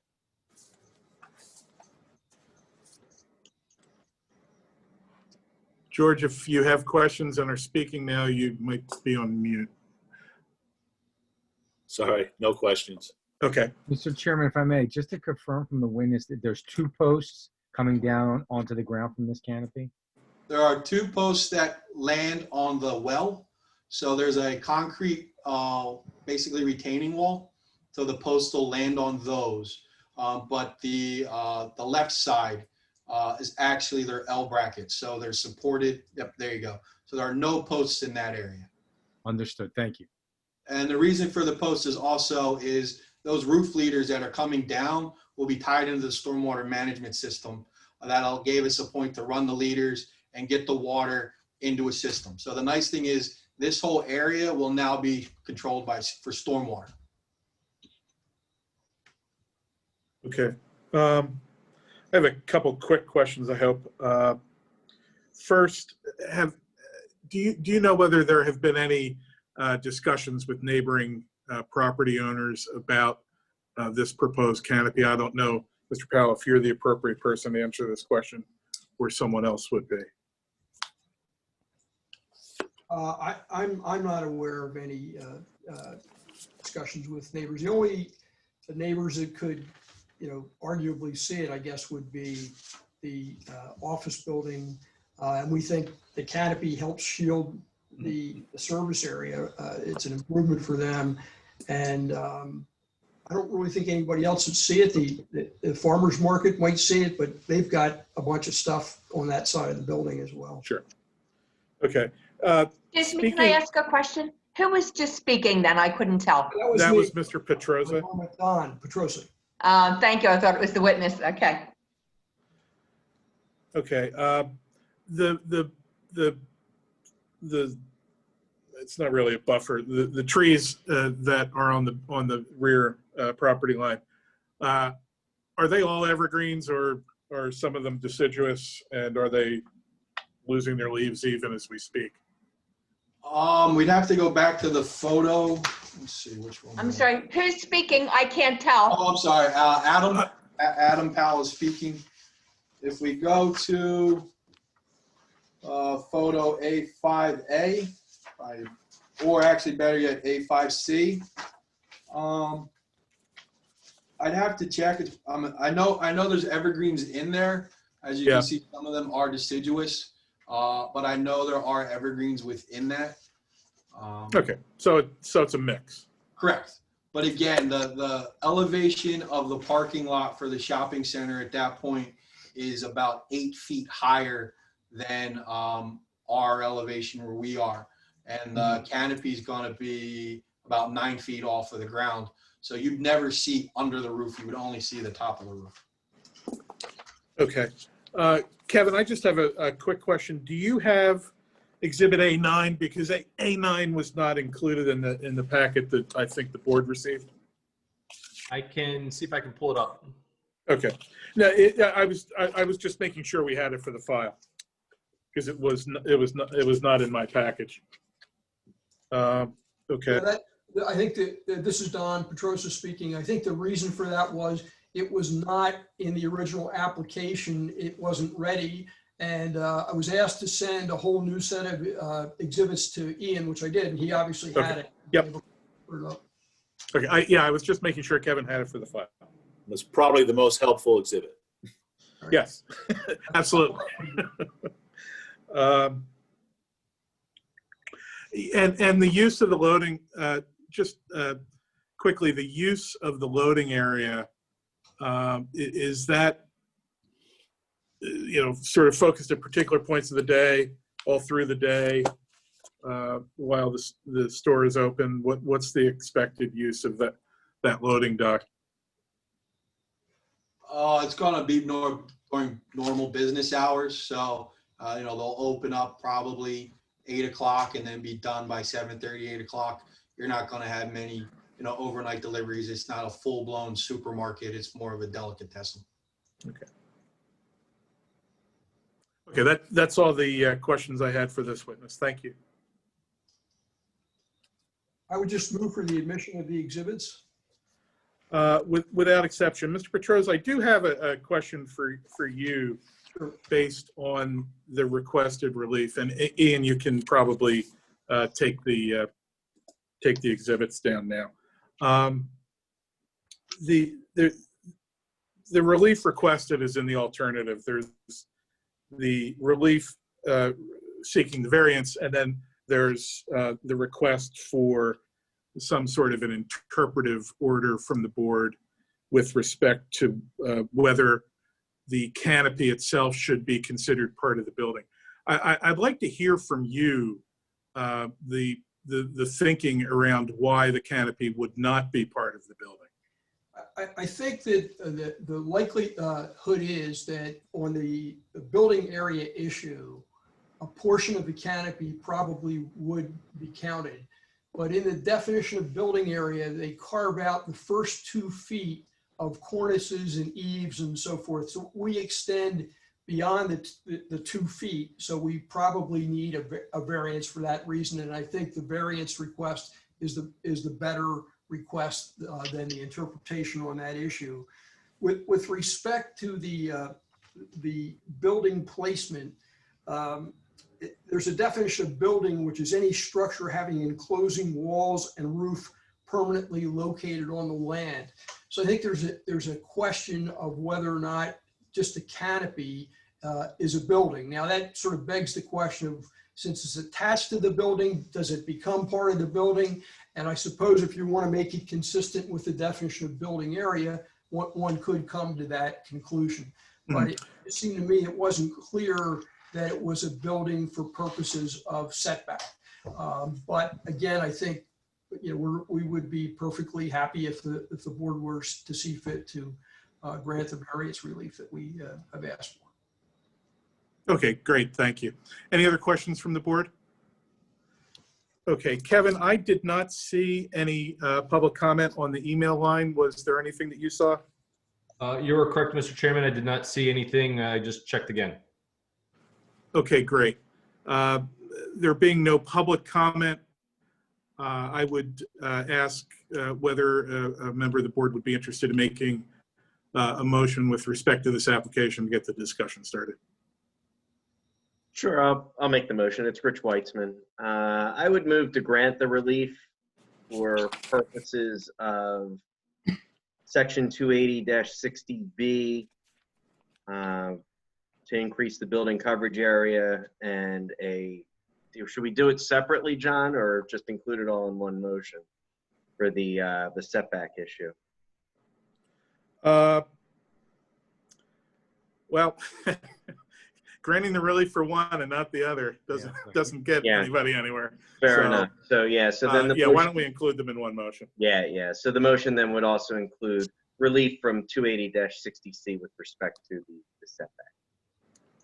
Okay, is there a second? Yeah. Second. I would love to just put in there that we're granting it to the 26.53% and to the setback to 39.20 in accordance with the drawings. So they can't do any more, specific to what they're asking for. I may have didn't hear it quite right. Was it 26.53 you said on the coverage? 26.53, correct. Yes. Okay, thank you. And 39.20 on the setback? Yes. Okay. Okay, there's a motion which has been seconded and slightly revised, and somebody want to second the revisions? I'll do it if no one else will. I'll second. Okay. Thanks, George. Board discussion on the motion? Nope. Well, this is George. On the building area, I'm not convinced that it's considered a building, but regardless, I think it's de minimis, and I would approve the application. And on the building placement, I would approve the variance. Okay, anybody else? No. All right, we'll call the vote by roll. Rich, are you in favor of the motion to grant the relief as requested? Yes. George?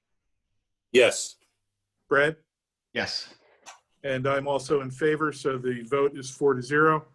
Thank you, everyone, for participating this evening. Good luck with the project. This will save me going to Ardmore, which is nice.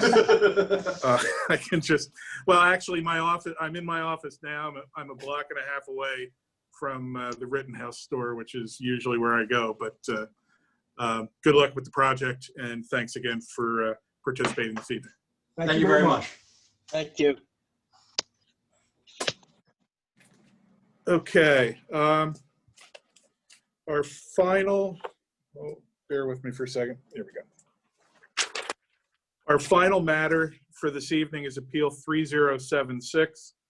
The applicant, 354 West Lancaster Partners, LLC. Property located at 354 West Lancaster Avenue and split zoned C2 commercial and R5 residential.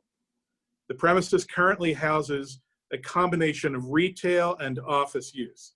Applicant proposes to retain a small portion of the retail use and convert the remaining space to 10 apartment units. Applicant requests a special exception from section 280-101A1 and/or a variance from section 280-51 of the zoning code. Mr. Cornelia. Thank you, John. This is an application whereas in the application is mentioned the current use is office and retail. There's a small retail portion in front of the building. The rest of the building, to some extent, is designed for offices. It is zone C2 in the front, R5 in the rear. It is approximately 2 blocks from the WBOD, which the WBOD actually permits residential uses and retail uses in the same mixed-use building. But since this is zone C2, it is not permitted. So the request here is actually to reduce an existing nonconformity as to the number of parking spaces and to grant a variance for the use as a mixed retail, which is permitted, as well as residential. The first witness would be Mario Martinez. Mr. Martinez, where is he? Right away. Yes. You do solemnly swear or affirm the testimony you're about to give will be the truth, the whole truth, nothing but the truth. I do. Thank you. And state your name. Spell it for me, please. Mario Martinez, that's M-A-R-I-O. Martinez is M-A-R-T-I-N-E-Z. Mario, where do you live? I live in Wayne.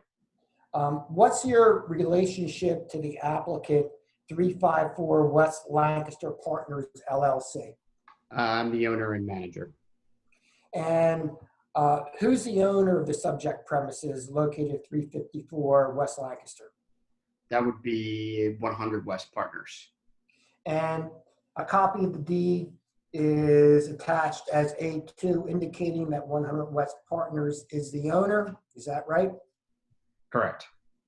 And then I've also attached a redacted agreement of sale, indicating agreement of sale for the property from 100 West Partners to your company, 354 West Lancaster Partners, LLC. Is that correct?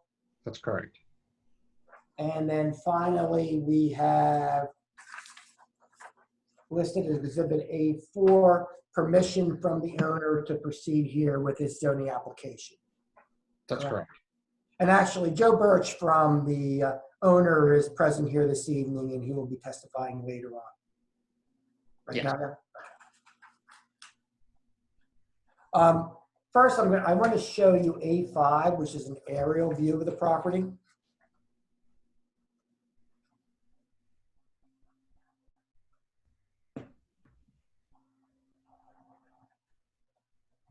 I seem to be missing some of the exhibits, Nick. Did you sent over A13 and A15? I don't believe I have the others. You don't have all the rest of them? I'm checking my email right now. You didn't get them from me. That would have been from the initial application. Tell me how you want me to work it, Ian. Nick, I know we sent out a separate email requiring or asking everybody to send in the attachments so that Ian had them as one PDF. Well, they were sent with the original. I mean, I have them here. I can send them via the computer. Could you send those and I'll get them up on the screen? I'll send them to your email. Okay. All right, great. Thank you. I apologize for it. No problem. Why don't we take a 5-minute break so that Nick can send that email, Ian can get them fired up, and we'll be good to go. Be right back. Norman can rest her fingers too. Yeah. Thank you.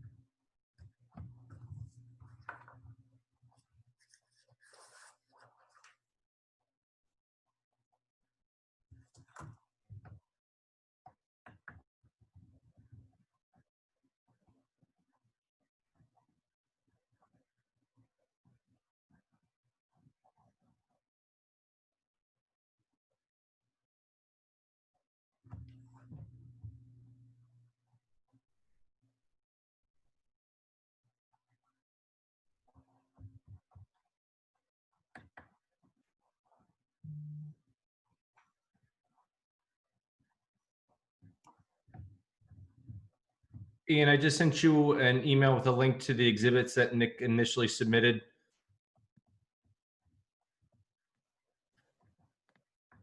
They're under the HComDev. I don't have access to the server at this moment. And I'm sending them out in a second. I may have to send them out in 2 emails on it. Yeah, it's gonna be too big. I'll send, there will be 2 separate emails coming out.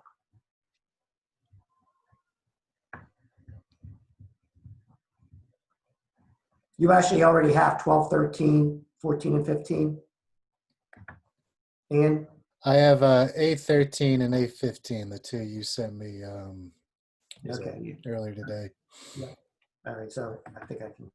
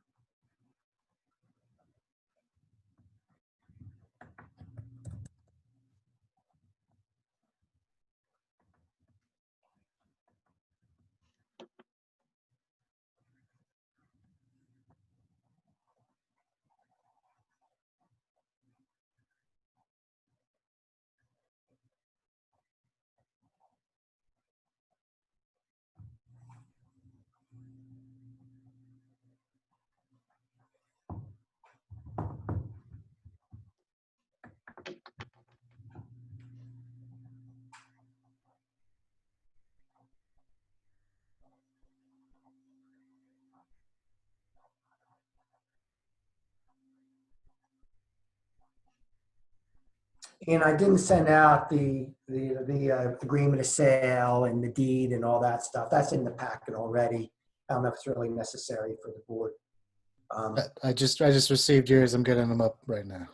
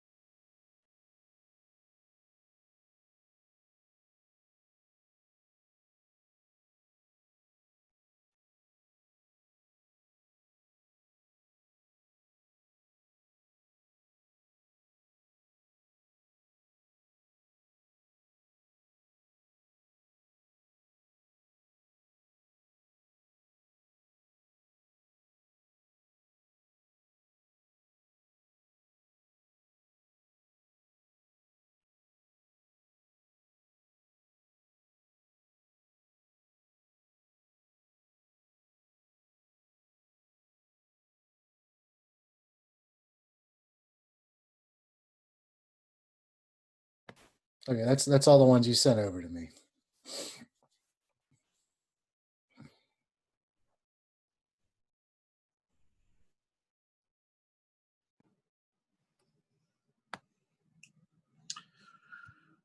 Okay, is everyone ready to resume?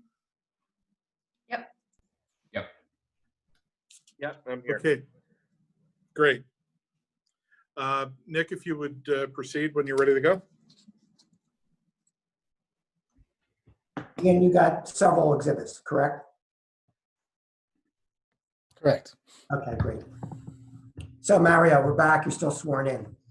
Showing you what's been marked as A5, which is an aerial view of the site. Can you describe the location of your property?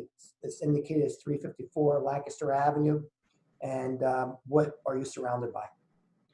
That's correct. We have Prima Hoagie's shop as well as Monroe Mufflers to the left of the property if you're looking at it from this view. And there is also a sign company and I believe a beverage distributor on the right side of this picture. And then across Lantoga is Dayton Lock. Yes, correct. Which is also a mixed-use building, apartments and retail. And then across the street is commercial uses. That is correct. And further west are also commercial uses. Correct. Actually, you're almost diagonal to the application that was just before the board for the Stratford Shopping Center. Is that right? Exactly. Yes. And behind you, we mentioned this is a split zone. So the front of your property is zone C2 and the rear is zone R5. That's correct. All the properties in the back all the properties in the back are R5. That's correct. And in the Radnor code, the apartment use that you're proposing here is permitted in the R5 zoning district. Is that right? Yes. Now, what are the current uses in the building? It's a combination of retail and office. The front of the building is a kitchen and bath store. It's a small portion of retail space. And the back is a two-story office building. And your intention is to keep the current retail use? That's correct. The retail will remain exactly the same. In fact, the entire building from the outside will remain exactly the same. Our intention is to repurpose the office space into residential. So the only renovations you would be making would be interior renovations? That's correct. And you would be removing all the office space? Is that your proposal? Yes. Are Are you familiar with the WBOD, the Wayne Business Overlay District? Yes. And how far are you away from the WBOD? We're roughly 2 blocks away from the Wayne Business Overlay District. And in fact, the WBOD at one point was zone C2, this same commercial district. I believe so. And the WBOD does permit the mix that you're, from a use standpoint, that you're requesting here. Is that right? That's correct. And I think you had already mentioned it, but between your property and the WBOD, are there other mixed uses similar to what you're proposing? Yes, the one that we can point out is Dayton Locks, which is right there on Lantoga, which has that exact same configuration, apartments and retail. And actually, they have the retail in the front of the building, and then in the apartments, as you see in the larger portion of the building to the rear of the front of the building. Would that be accurate? Correct. You had mentioned you're not proposing any changes except for interior renovations, right? Yes. I'm going to show you a couple pictures. The first one is A6. And is this the front of the building? Correct. And this is staying. Same look, nothing will change. That's correct. And as to behind the building there is the office portion of the building, current office portion of the building. Yes, correct. And will that be in appearance remain the same? Yes, the exact same. Again, all of the efforts will be focused inside in the back of the building. Okay, and then referring you to A7.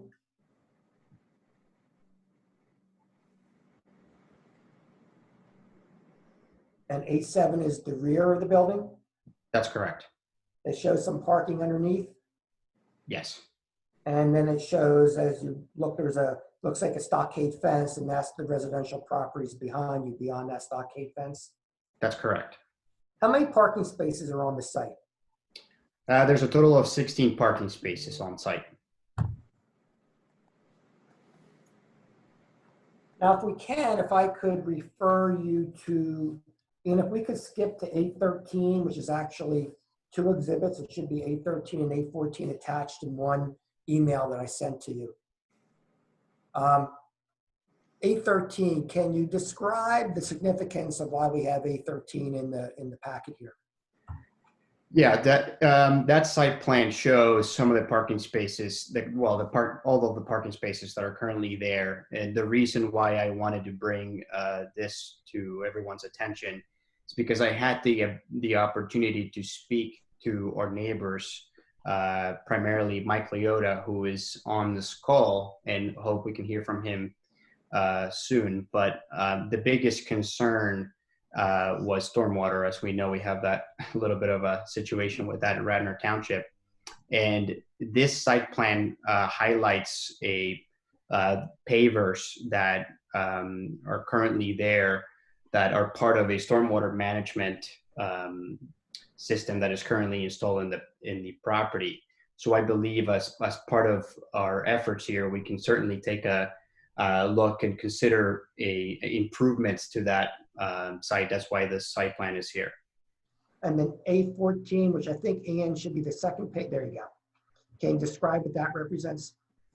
Yes, those are the pavers I just described. And the middle picture is, Nick, I'm not sure what the process is here, but the middle picture shows a PVC pipe that essentially takes maybe 2 or 3 downspouts from our neighbor's roof and essentially directs all of the rainwater into our property.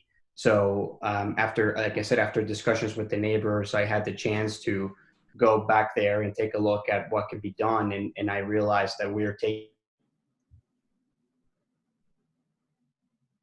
I lost him. Yeah, you just went silent, Mario. I think you muted yourself. I think he froze.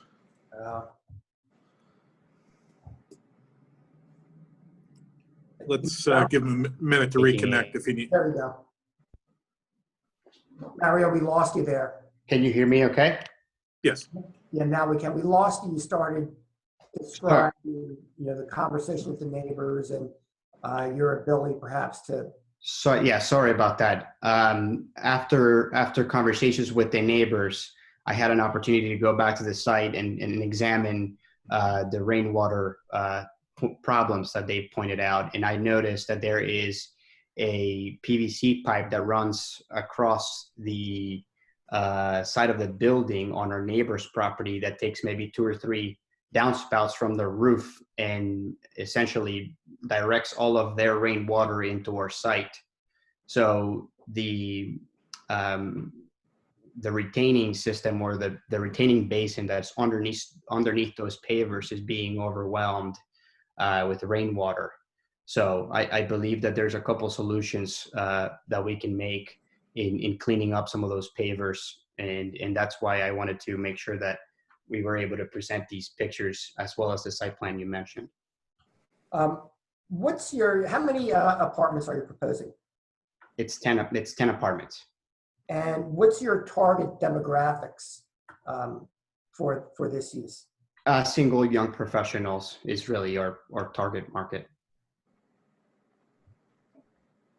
Thank you. I have nothing further for this witness. I do have 2 other witnesses. One is Joe Birch, who's CEO of the current owner, and he will testify as to his attempts to rent the property for office use. And we also have Andy Spillard, who will be testifying, who's a commercial real estate person who will testify as to the feasibility of using this building for expanded retail or commercial office space.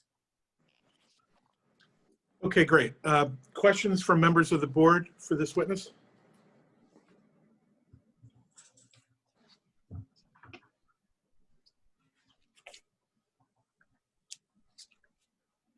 Okay.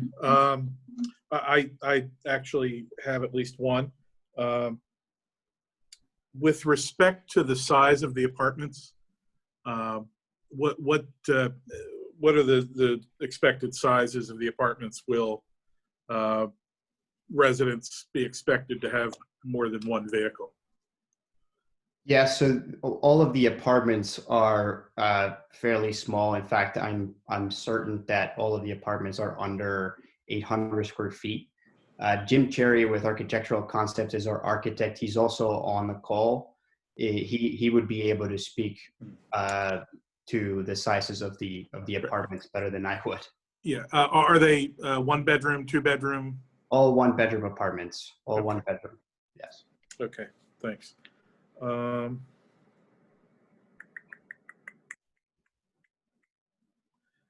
Is someone going to be able to testify with respect to the pervious paving portion of the premises? Say that 3 times fast. Well, Joe Birch, who's current owners of the property, are familiar with what's currently there. And again, Jim Cherry and I have also looked at Jim Cherry with Architectural Concepts, and I have taken an initial stab at coming up with some potential solutions there. Okay, I'll hold off questions on stormwater until we get there. Any other questions for this witness? John, it's Rich Weitzman. I don't know if it's appropriate for this witness, and I think Nick asked the question and I sort of missed it, but is there any limitation on the number of residential units in R5? In R5, there are. There's standards in R5. Remember, this isn't really where this is being located is in C2. It's not in R5. But yeah, there are restrictions in R5. You're restricted by your lot size, basically, as to how many residential units you can have in R5. Let's touch on that for a minute, because while we've been advised that the lot is split zoned, and we certainly believe that, I believe, is it A8 which shows where the zoning line is? Yes, that was going to be actually one witness Oh. I forgot to mention was Jim Cherry, who was going to testify. Okay.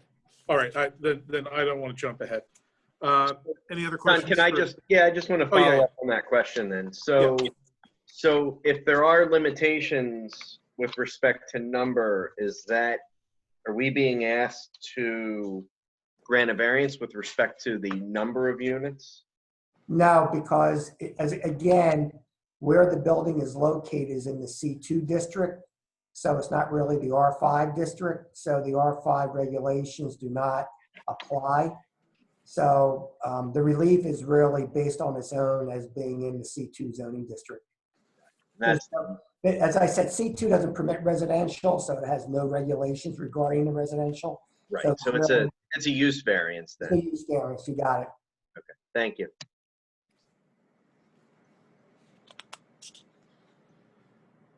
Okay. Nick, when you say that the property is located in C2, okay, this is another zoning line question. I'll hold it. Okay, I think all the questions from the board for this witness have been taken care of. Okay, please proceed. Jim Cherry? Yes. Okay. Mr. Cherry, if you'll raise your right hand, you do solemnly swear or affirm the testimony you're about to give will be the truth, the whole truth, nothing but the truth. I do. Thank you. Jim, what is your profession? I'm an architect. And how long have you been an architect? I've been registered for 28 years in Pennsylvania. And by whom are you employed? Architectural Concepts, I'm one of the owners. All right, I'm going to call your attention to A8. Sorry, I had a barking dog here.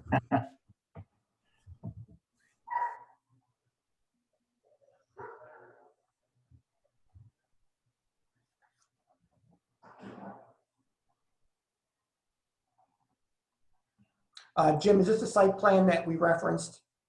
Yes, it is. And how would you describe the lot itself? Relatively speaking, proportionally, it's a narrow and deep lot. And you've heard reference to the C2 R5 line, and perhaps, Ian, can you see it there in the back of the property? It says C2 R5, it's a dotted line, kind of right behind those the front parking spaces. It's in the back. If you go in the back, there you go, you got it, that line right there. Is that the location of the C2 R5 district? Yes, the building is about 80% into the C2 district, and to the left side of that line, or the rear of the property, is the R5. How many parking spaces are on the site? There are 16 total existing on the site. If we can refer to A9.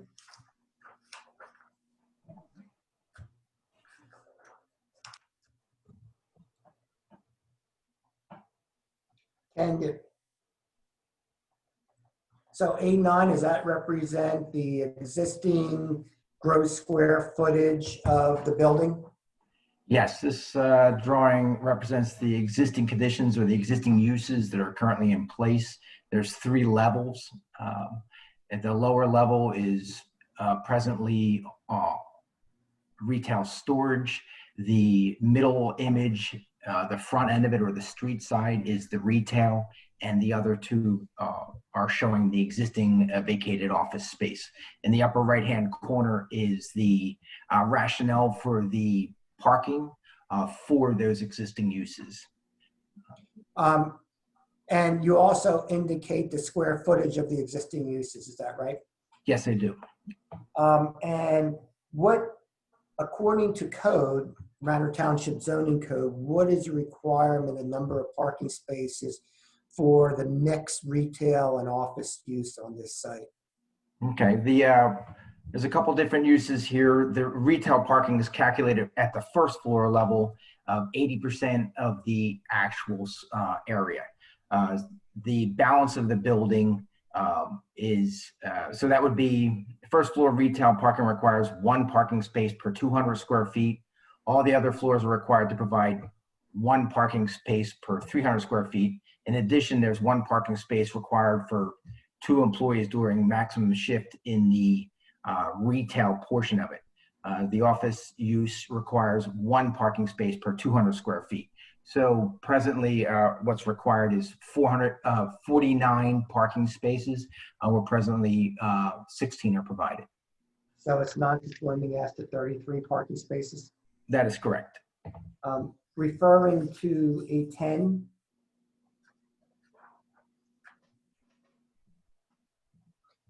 And A10 represents the proposed plan. Correct. That's the proposed reconfiguration where we've taken the lower level. We have an accessible unit on ground level. It's accessed from the walkout in the rear of the property. The upper 2 levels have apartment units in them. You had asked about square footage. They average about 620 square feet per unit.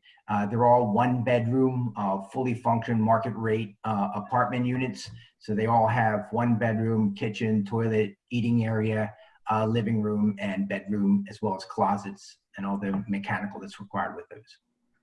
And the retail that we discussed is being preserved in the front of the building. Is that accurate? That is correct. And you've done a calculation as to the required number of parking spaces for the proposed use, and what is that number?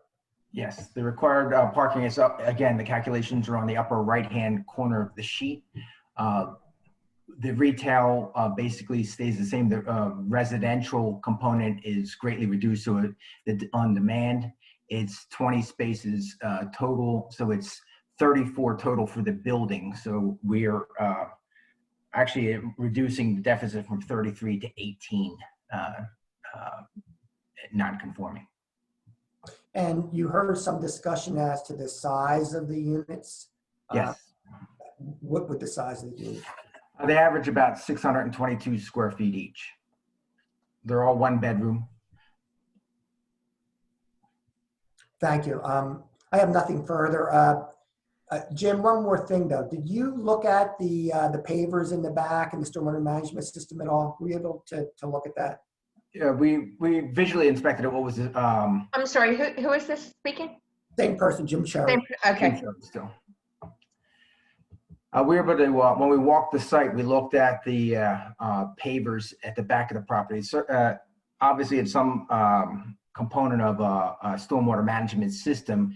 It does appear, and what we were looking to potentially do was to pull those pavers up and remove the granular infill that's presently in place that seems to have gotten compacted. Maybe it hasn't been pulled or vacuumed out and reset. So we're talking about taking those pavers up, replacing them again with a larger granular infill that would open up some of those voids and increase the capacity and ability to an increased rate.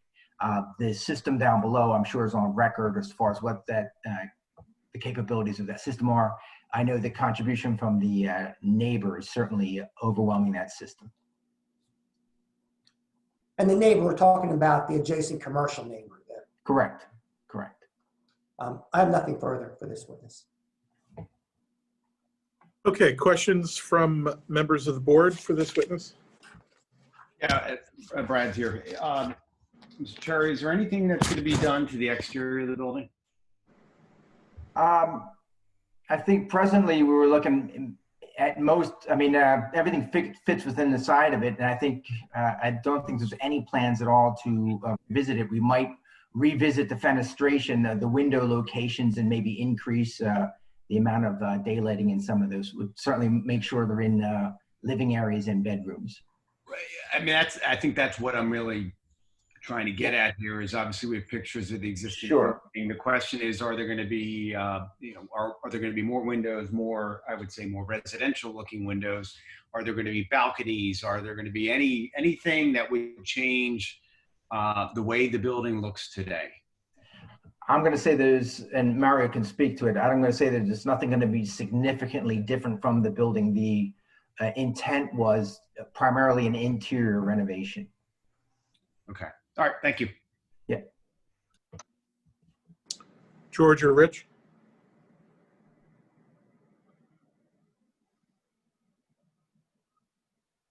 No questions. Okay. Mr. Cherry, do you know whether the parking that is at the front of the building is dedicated specifically for the retail use? And how many spaces are there? I think there were 4 up front, and they were our intent was to continue to have those dedicated to the retail. They're not well located relative to the entrance for the residential units. Okay, so then when we say that, go ahead, Nick. And he got cut off, by, at least on my computer, got cut off. Part of his answer got cut off. I don't know if that was on everybody's or not. Norma, did you get all that? Yes. Okay, I'm sorry. So then, and I apologize again, there are 16 current spaces? Correct. And there are 4 that are dedicated for the retail use. So we're talking about 12 spaces for 10 apartments. Is that correct? Correct. Okay, thank you. Do you have familiarity, or will someone else testify with respect to the current conditions on the property and on adjoining properties when we get storms? Just how large a problem we have with water on this property? I think you're better off with either a civil engineer or the existing owner. Okay. All right, thanks. And the, let me make sure I get the right one. I believe it is, I'm sorry, Exhibit A10, which shows the intended renovated space. So on the ground floor, there is 1 apartment, and then there is that a store? The other 698 square feet, is that a storage or mechanical or? On that image on the far left, you're correct. That back space is intended for retail storage, which presently exists as retail storage. On the left portion of that, there's going to be some storage units for the residential use. So it's one storage unit each.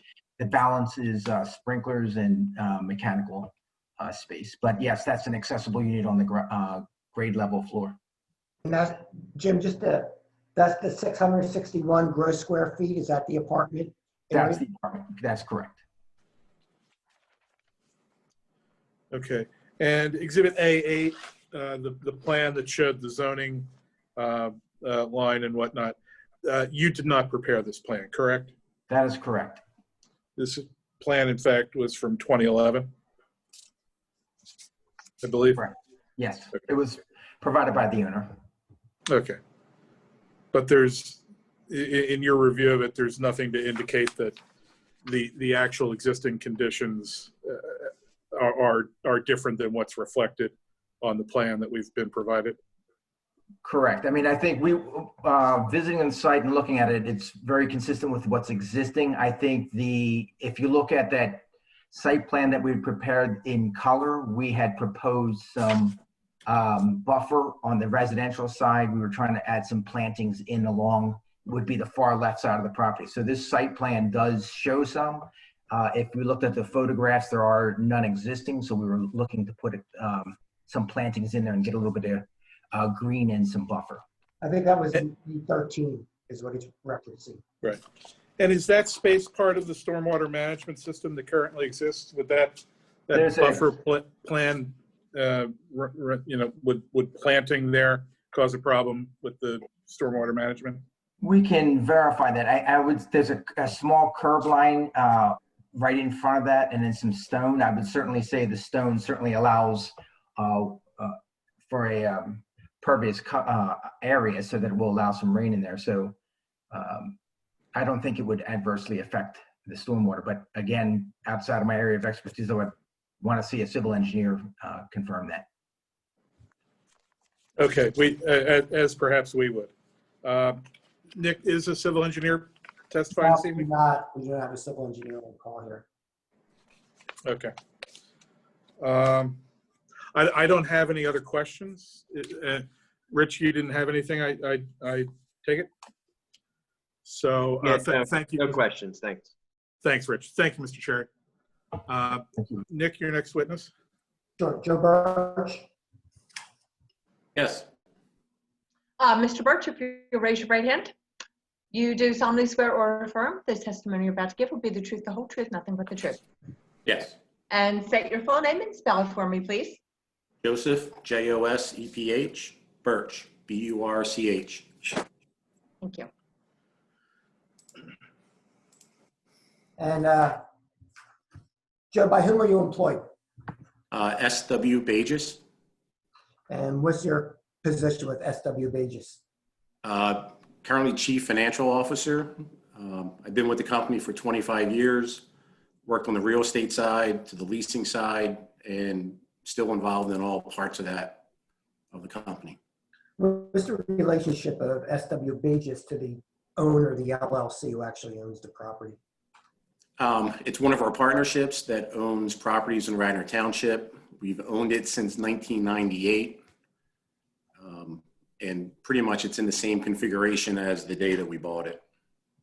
What is the business of SW Bages? We're a real estate development company. We have retail, office, and hospitality properties on the commercial side, and various apartments or houses on the residential side. So we kind of have a little bit of everything. How many properties does SW Bages own and manage? Probably a little over 30 properties in Radnor Township, Lower Merion, and then one or two other small townships.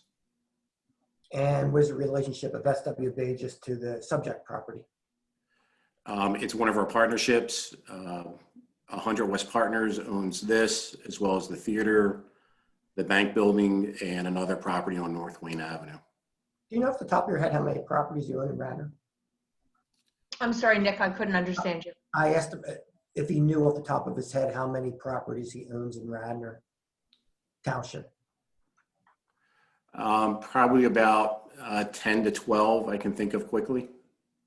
I had referenced a deed, which was A2. Was that the accurate deed for this property? Yes. And you also entered into an agreement of sale with the applicant for the purchase of this property? Correct. And you have also agreed to have him proceed with the zoning application here this evening? Yes. Now I'm going to call your attention to A15. And Ian, I hope you have A15 there. There you go. Yep. Joe, who prepared A15? I did. And what is it based upon? I looked at the leases over the last 5 years, their start dates, their end dates, and kind of compiled what the history was of the retail space and the office space in that building since 2015. Could you describe what this chart represents? Yep, you can see the retail space at the top. Since 2015, there was a previous furniture store in there, and I believe she left towards the end of 15 or early 16, and right on the heels of that is when the current kitchen and bath store moved in. So there's always pretty much been a retail occupancy in there. We really, the one tenant picked up after the other. But on the second line of that is the history of the office space since 2015. And you can see year to year, in 2015, the office space was about 52%, 51.5% occupied, and has slowly been declining through this year at 26.5%. And if you look further down below to kind of show that we haven't been just holding out for as much rent as possible, the office spaces there have been on the lower side of what I would call reasonable office spaces. There are currently 2 larger offices that are over 1,200 square feet on the second floor, and 7 offices that are really meant to be 1, maybe 2-person offices. We kind of geared these towards people who would want to have a place, not necessarily have visitors per se, but didn't want to be in their office, a quiet place to work. It would give them a Lancaster Avenue address for their business, and just a reasonable office space for someone to work from. And to kind of give you a comparison, 2 other properties or 3 other properties that we own, 121 North Wayne, which is kind of a mostly office with some retail space on the east side of kind of close to the large parking lot. 107 is the theater building, which has offices on the second floor. And the 100 East Lancaster building, which the ground floor is retail space with Blue Mercury and has 2 floors of offices. And you can kind of see the rental quotes over the years. And where there is not a quote, at that point in time, we were 100% occupied for the year. So there's been some give and take in occupancy, but between the two, the sampling of the buildings, you can see that the downtown buildings, maybe with the amenities, none of them really have parking. They all use municipal parking lots, but maybe with the amenities and the walkability to downtown, they have always had a higher rent. But even with having parking spaces available, we haven't really had as much demand for 354 as we have the other buildings. Now, I noticed that you have 100% occupancy on the retail space. Why don't you have more retail space throughout the building, or devote more of the space to retail? Well, the retail space is right off of Lancaster Avenue, but to access the office space in the back, you actually have to drive to the back of the building. It is a walk up to the second floor. Getting merchandise or anything like that, or visitors up there would be difficult. And also the retail space and the first floor of the office space in the back are not on the same level. So it's not an easy combination of the front retail space to the rear office space. They're actually kind of a split level configuration there. The heights don't match up. So it would be nice to have more retail there, but it's just not feasibly usable access wise. And also just, you're not going to get even your pseudo service businesses of a sign company, things like that. They're carrying things and it would be difficult to get up to those upper floors. How about regarding the office space? Why haven't you been able to lease more of the office component in the building? I think it's a combination of a couple things. We did have some larger tenants who were in the space, but as they grow and they add on more employees, a bigger tenant will have more employees per square foot as opposed to a single office. So that kind of ruled us out of having larger tenants with cubicles and more office space because we didn't have the parking to support it. So we kind of made the switch to go to more smaller offices, where those 7 small offices used to be 1 tenant on the upper floor. And after a couple of years, just there was no demand for that. So we went to the smaller offices. But what I think we've seen over the years is maybe 10, 15 years ago, it was important to have a Lancaster Avenue address for your business. It probably lent to some credibility. But as you have more of the advent of websites and internet, I think you got more legitimacy with your business by having a professional website, and you didn't need an address on Lancaster Avenue. So that was one component of it. More people could work from home. And at the same time, you could telecommute more often and travel and do everything on your phone or your computer with hotspots. So you no longer needed a small office to go and house your business. And then I would say just recently, we're now meeting on a Zoom meeting. This is the perfect example of why some people don't need small offices. You could do all this from your house or your office where we're at right now. So it's been a continual erosion, and at best, this is probably Class C office space. At the same time, with that Class C office space and kind of the erosion of the retail space, you see more and more service businesses going into retail space.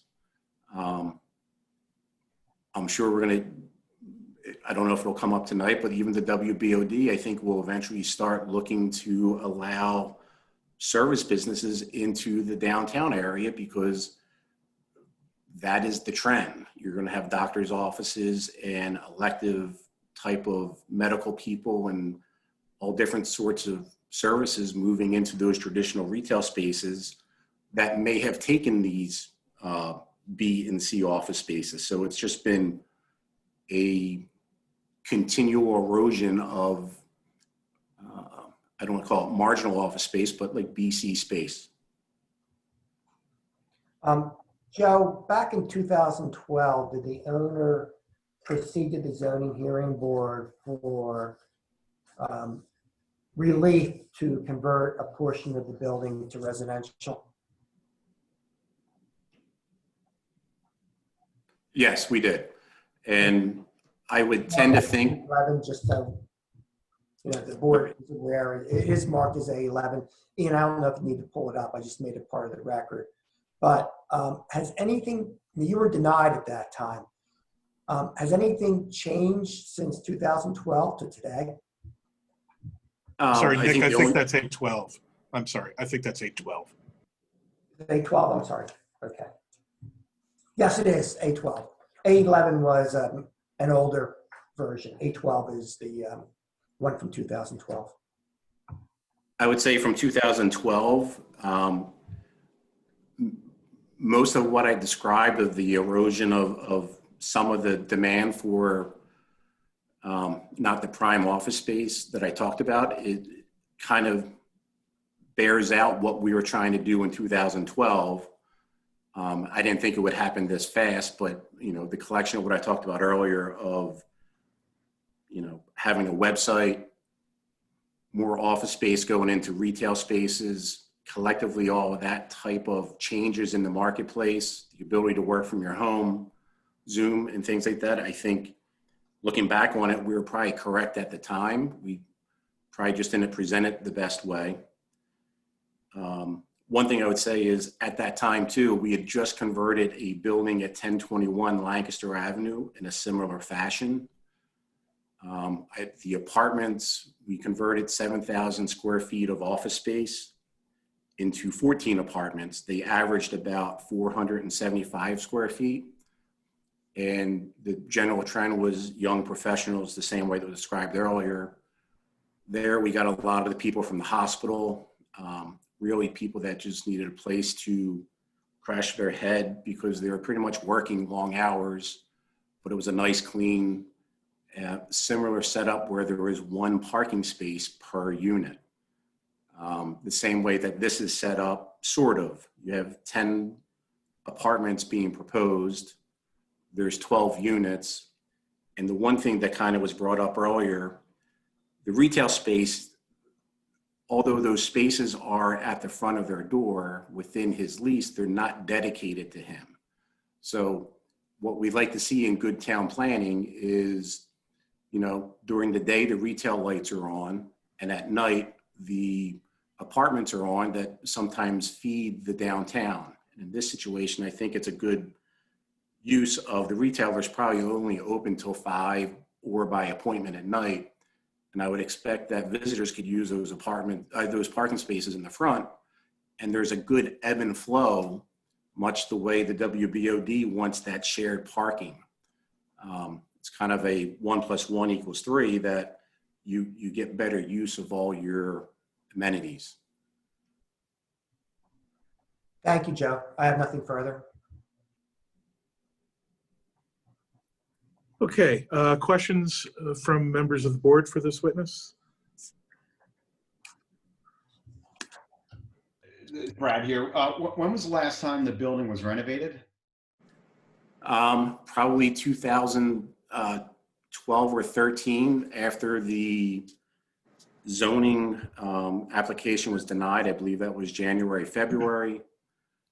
Then we decided to create the small offices on the 3rd floor. What we did is we took what was one tenant, I'm sorry, it was 2 tenants up there, one pretty large and then one guy in the front, and converted the large space from 1 to 6, but also added like a common area kitchen. A lot of times with a small office, you don't get a private kitchen. We put a kitchen in, a refrigerator. It was an area that you had a sink, so if you did bring food with you, you weren't cleaning it in the bathroom, things like that. Right. But I would say 12, 13. Okay. Just so you know, I was on the board at that time. I was actually an alternate, so I did hear this case. So I do remember it. And I was wondering if Nick was leading it. But yeah, I guess that's, yeah, I guess that's my only question. It's Rich Weitzman. Is there an elevator in the building? No. And it's probably not the question for you, but do you know if there's an elevator proposed? On the plans, I did not see one. Thanks.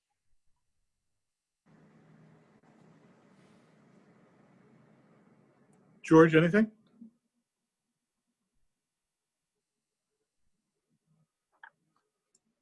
Okay. Mr.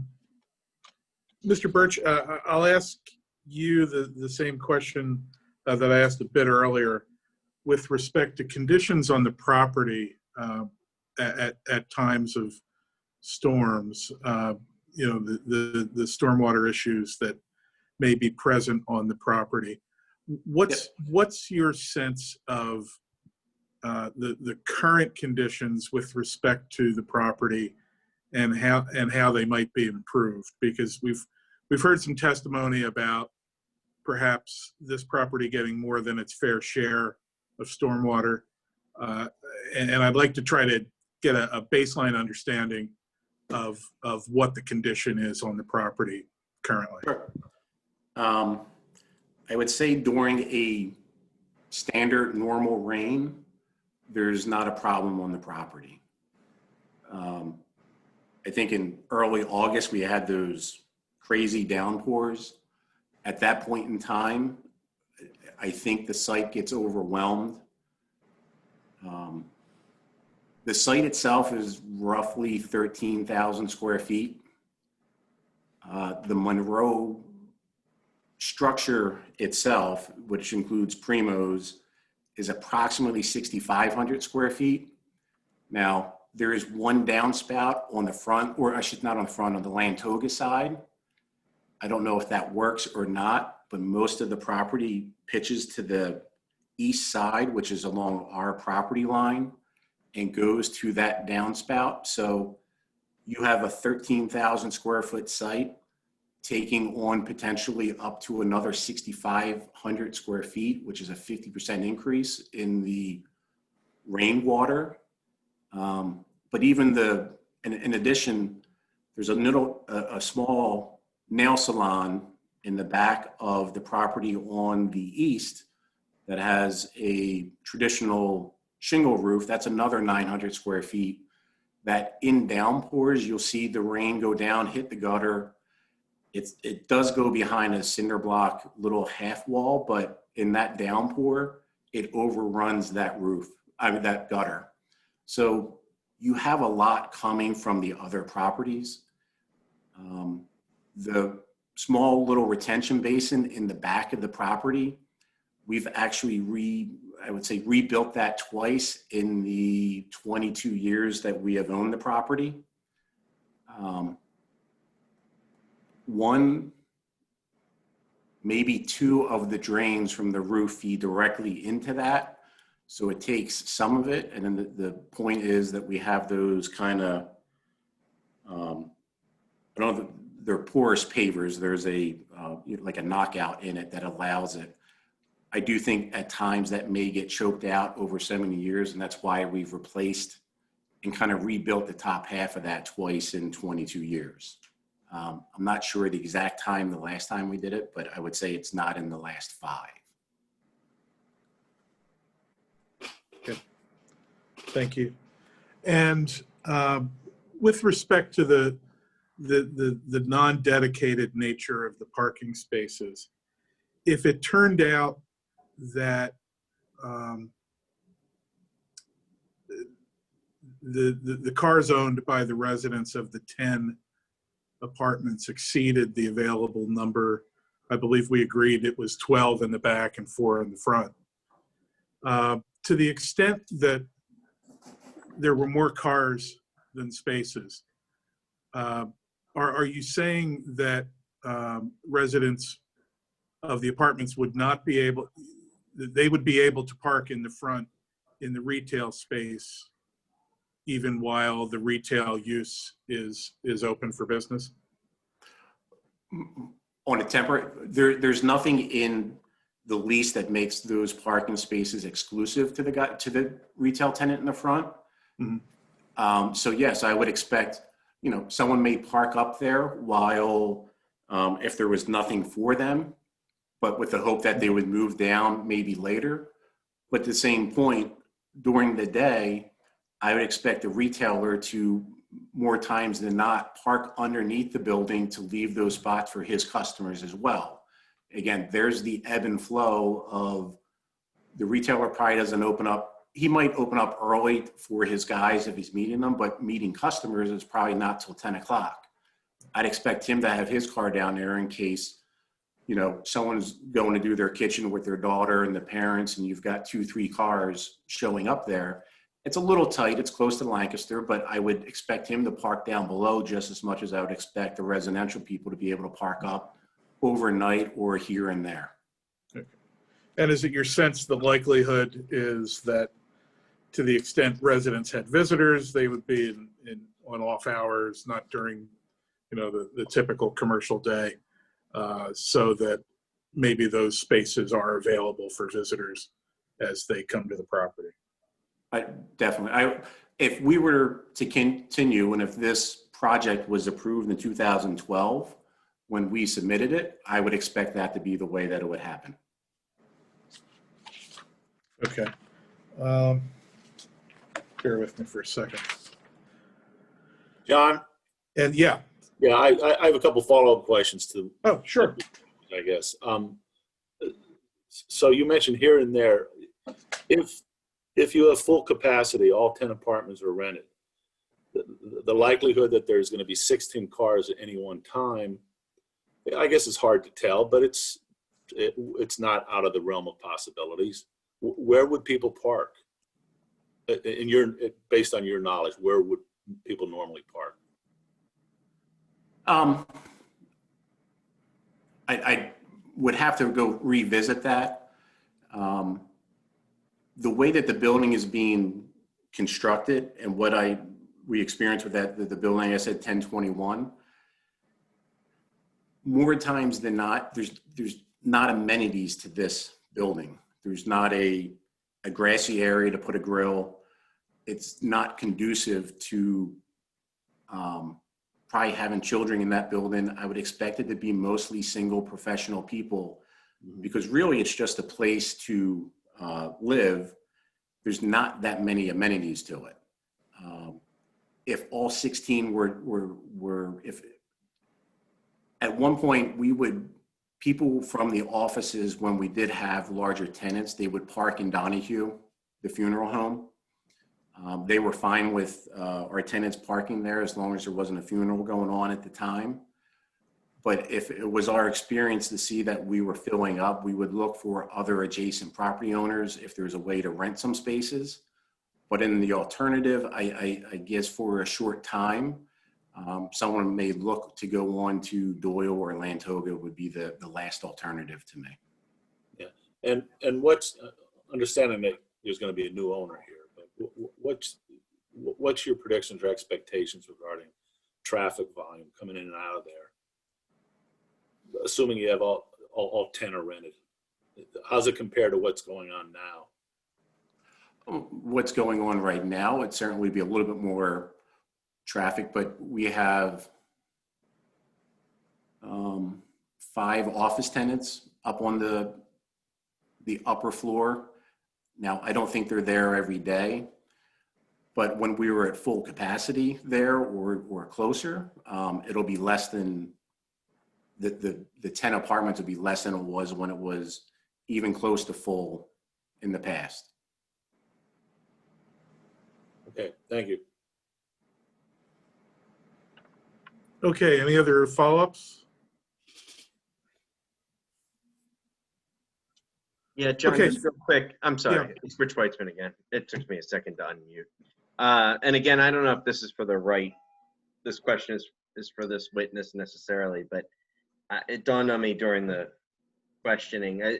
What's the current dumpster or trash situation? Is there a... As you drive into the property on the east side, there's a dumpster along that drive lane. That's where, if there was a site plan there that shows 2 bollards, the can is there, and the trash truck parks kind of straddles the 2 properties, and it's wheeled up, and they take it in on one of those back loaders. They take it from your driveway or from the... Yes, from the drive. They go up the driveway to the front of the property and put it to the back of a trash truck. Got it. Okay. And is there any anticipation or expectation that the proposed use would increase the trash, I don't know, frequency that you have with the office use? We have the same size container for 6 apartments on North Aberdeen. My experience would be, the only thing I think would be added would be a recycling bin, which is typically totes. But if they needed to, I think you would just increase the frequency and not increase the size of it. All right, thank you. Okay, if there's nothing else from the board for this witness, Nick, if you want to proceed. Andy Spillard. I'm sorry. Where are we? Andy Spillard. Okay. Sir, if you'll raise your right hand. You do solemnly swear or affirm the testimony you're about to give will be the truth, the whole truth, nothing but the truth. I do. And would you state your full name and spell it for me, please? Andrew, A-N-D-R-E-W, Spillard, S-P-I-L-L-A-R-D. Thank you. Andy, what is your profession? Commercial real estate broker, And how long you've been a commercial real estate broker? 34 years. By whom are you currently employed? So I'm currently a principal of Vista Realty Partners, which is a 10-year-old firm. Prior to that, I was with CBRE, which is the biggest brokerage firm in the world, based in Wayne. Are you familiar with the commercial real estate market on the main line and in Wayne in particular? Yes, I am. The area that I service is the upper and lower main line and 202 corridor primarily. So I spent a lot of time in Wayne. I sold the building across from Manella's a couple of years ago and been a couple other buildings in Wayne. So grew up in Wayne, went to Radnor High School, so I'm very familiar with Wayne. During your commercial experience, what does your representation normally involve? So I focus mainly on office buildings, and I represent landlords, tenants, buyers, and sellers. So I've got a good 360 view on the office building market. And we also do some industrial and some retail. So I've got also some insight into that, but primarily office space. I would request that Mr. Spillard be qualified as an expert in office space on the main line area. Without exception.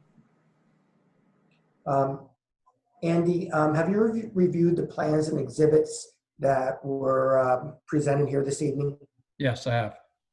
Are you also familiar with the site? Yes. In your opinion, is the property challenged from a rental standpoint for the retail use of the site? I would say from a retail, yes, there's a relatively small storefront. Parking is a little bit tight, and the location being, let's say, mid-block is not ideal for, a high-end retailer. Is the retail use for this site, due to the constraints of this site, basically limited to that storefront that you just mentioned? Yes, I would say so. Given the elevation changes and the size, yes. How about, do you feel the property is challenged from a rental standpoint for office use? Yeah, I would say the office market, the tenants that are looking for office space are looking for, number one, location and access, but also access to amenities. Even the office parks that are down on 202 and away from these major towns have amenitized their spaces. So quick access to amenities, good parking. Most of the recently constructed buildings will be north of 4 spaces per 1,000, sometimes 5 and sometimes higher. Tenants are looking for open space, high ceilings, lots of windows. So those aren't the features that this property has relative to the office space. Is there a difference between this type of office space and, say, the office space in the middle of Wayne regarding rentability? Yeah, I would say significantly different. And Mr. Burt showed the achieved rental rates. People that are in the spaces on North Wayne and near the center of town, they're there because they have close access to restaurants and walk to the train, and the supporting retail that's there that makes their daily life, in and around the office much more appealing than being in this building. Do they also have access to public parking? Yeah, they have access to a significant amount of public parking, yes. Does this site have any access to public parking? It doesn't, right. Is the low marketability of this site also indicated by the rental rates that Mr. Birch went over? Yeah, I mean, it was pretty evident there. There's been a little bit of a flight to quality when the market, the office market has softened a little since the pandemic. And the C space, which I would consider this to be a C class space, tenants would go to maybe a B type space for the same price, as an A. So there's a flight away from C quality, lower amenitized, lower parking spaces. Yeah. Okay, in summation, what is, in your professional opinion, what is the feasibility of location of the site for retail use? Well, I think it's kind of maxed out the way it is, again, because not a signalized interchange. It's for retail use, you said? For retail use, yes. Yeah, so I think the use that's in there is good. It's low volume, in and out, not many people there at a time. And, the access and visibility that's provided by the retailers closer to Route 30 and North Wayne, let's say, is far superior. So I think it is limited to kind of what's there now. Lower rent, lower volume, lower ticket price of whatever they're retailing. How about the feasibility of this site for office use? Yeah, I think as Mr. Birch mentioned, the switch from when they were trying to get larger tenants, which are, as he said, more densely populated. The smaller tenants have, more square feet per person. The people that are in smaller companies, of course, are working from home remotely, teleworking, and I think that's going to present a significant challenge to this building long term if it was going to stay as an office building. I know 2 friends, one that recently moved out and one that's thinking about it for all the reasons we just talked about. And there are plenty of other spaces east and west and also north, let's say towards King of Prussia, that would have a lot more amenities, better parking, nicer open space with higher ceilings, which is what people are looking for. Thank you, Andy. I have nothing further. You're welcome. Okay, are there any questions from the board for this witness? Yeah, it's Brad. I have one question. Would you say this building is too big for the lot that it's on, given the amount of parking that it has? Well, there are buildings in Wayne that are much bigger that had less parking. So if you're talking about relative to other buildings, No, let's take Wayne out of the picture because they got on-street parking. You know, they got metered parking. So that, trust me, that takes spaces out of the equation. But when you have a physical property that, given the situation, there's only one place of access and only 16 spaces, you know, would you say that the building's too big? Not exactly sure how to answer that question. I mean, for an office tenant, if they're in a sales organization where they're coming in and out of the building all day, if you're talking about the size, the number of square feet relative to the site, it's a little tight coming back in and out. That's the only thing I can see that it might be too big. Other than that, I don't. I think the reference was, is it too big compared to the amount of parking spaces? Would it be more feasible if it was constructed a smaller building with more office space, with parking spaces? So clearly, the lingo we use is the parking ratio. If the parking ratio is better than it is, and it's roughly 1.5 spaces per 1,000, something like that, closer to 2. You know, most of the buildings that don't have on-street that you referenced earlier would be, you know, in the tighter 3.5 to up to 5. So, I mean, if you're talking relative to parking, it would be ideal if it was a smaller building, sure. Yeah, I guess my concern here is we're not really fixing the problem. You know, we're just changing the problem. But to some extent, we are fixing it in that, at least according to code, it's less of a parking demand, significantly less. It's still less than 50% of what you need. I mean, that's the thing. When it's this bad, it's kind of like okay, it's just not as bad. You know, again, if the logic kind of says to you, look, the right move here is to tear it down, you know, like, you know, 3 doors down from this and say, let's build it back up, as opposed to let's just take the building, you know, now we'll have 2 restaurants instead of 1 restaurant, you know, and, you know, what they did is said, you know what, it's time to sell the property and put something on it that makes sense, that will be able to survive. You know, I'm looking at that and just saying, I just don't want to be, you know, I was here in 2011 when they came in front of us. I don't want to be here in like 5 years, you know, and God forbid this happens, but Mario's saying, I don't have any tenants, you know, I convert it to something else. And we're going, oh, okay. You know, like maybe it's just the building itself. So meaning the landlord or the owner of the building created the hardship and now we've got to deal with it. Now, as you know, one, this building was built probably, looks like there was a zoning decision back from the 70s, is probably when it was built to this size. You heard testimony here that basically we have small apartments that are to be occupied by a single resident, which would be sufficient parking. Nick, can you just come forward and speak into the microphone? There we go. I got it. Which would be, you don't like my rocking back and forth. I see, yeah. Which would be sufficient based on the size of the units and the amount of retail space we're talking about. But let's be clear that under the code, it's not.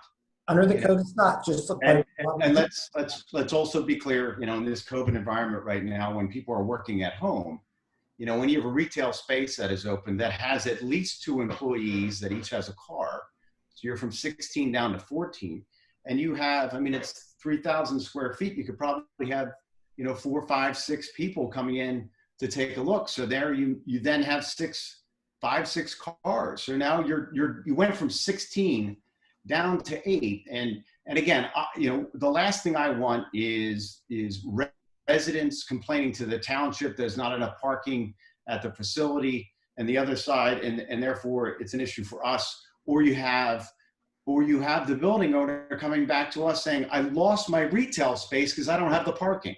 You know, because they're saying if I don't have the parking, people can't come in. And I can't lease the space because I can't take the parking because my residential people are taking the parking. And then suddenly it's, yeah, I know we had mixed use here, but at least we're keeping some of retail. Now I'm coming back to you to say I'd like to have it all residential. And we're kind of going, wow. Now this becomes a Jack Larkin issue where the commissioners should be doing something here, not us. If it's a mixed use property, I mean, that is a problem. Monroe has got the same problem. You know, the Wayne Beverage, you know, in that little building in the back has the same problem. You know, maybe this is a thing to bring up with the commissioners as opposed to us, because it's, you know, yes, first off, mixed properties are kind of weird in our township anyway. They should be fixed, but secondarily, you know, again, I don't want to be just changing one problem for another problem. Yeah, That's my concern. We're going to hear from Jack because, you know, he was present during a lot of the neighbors' discussions.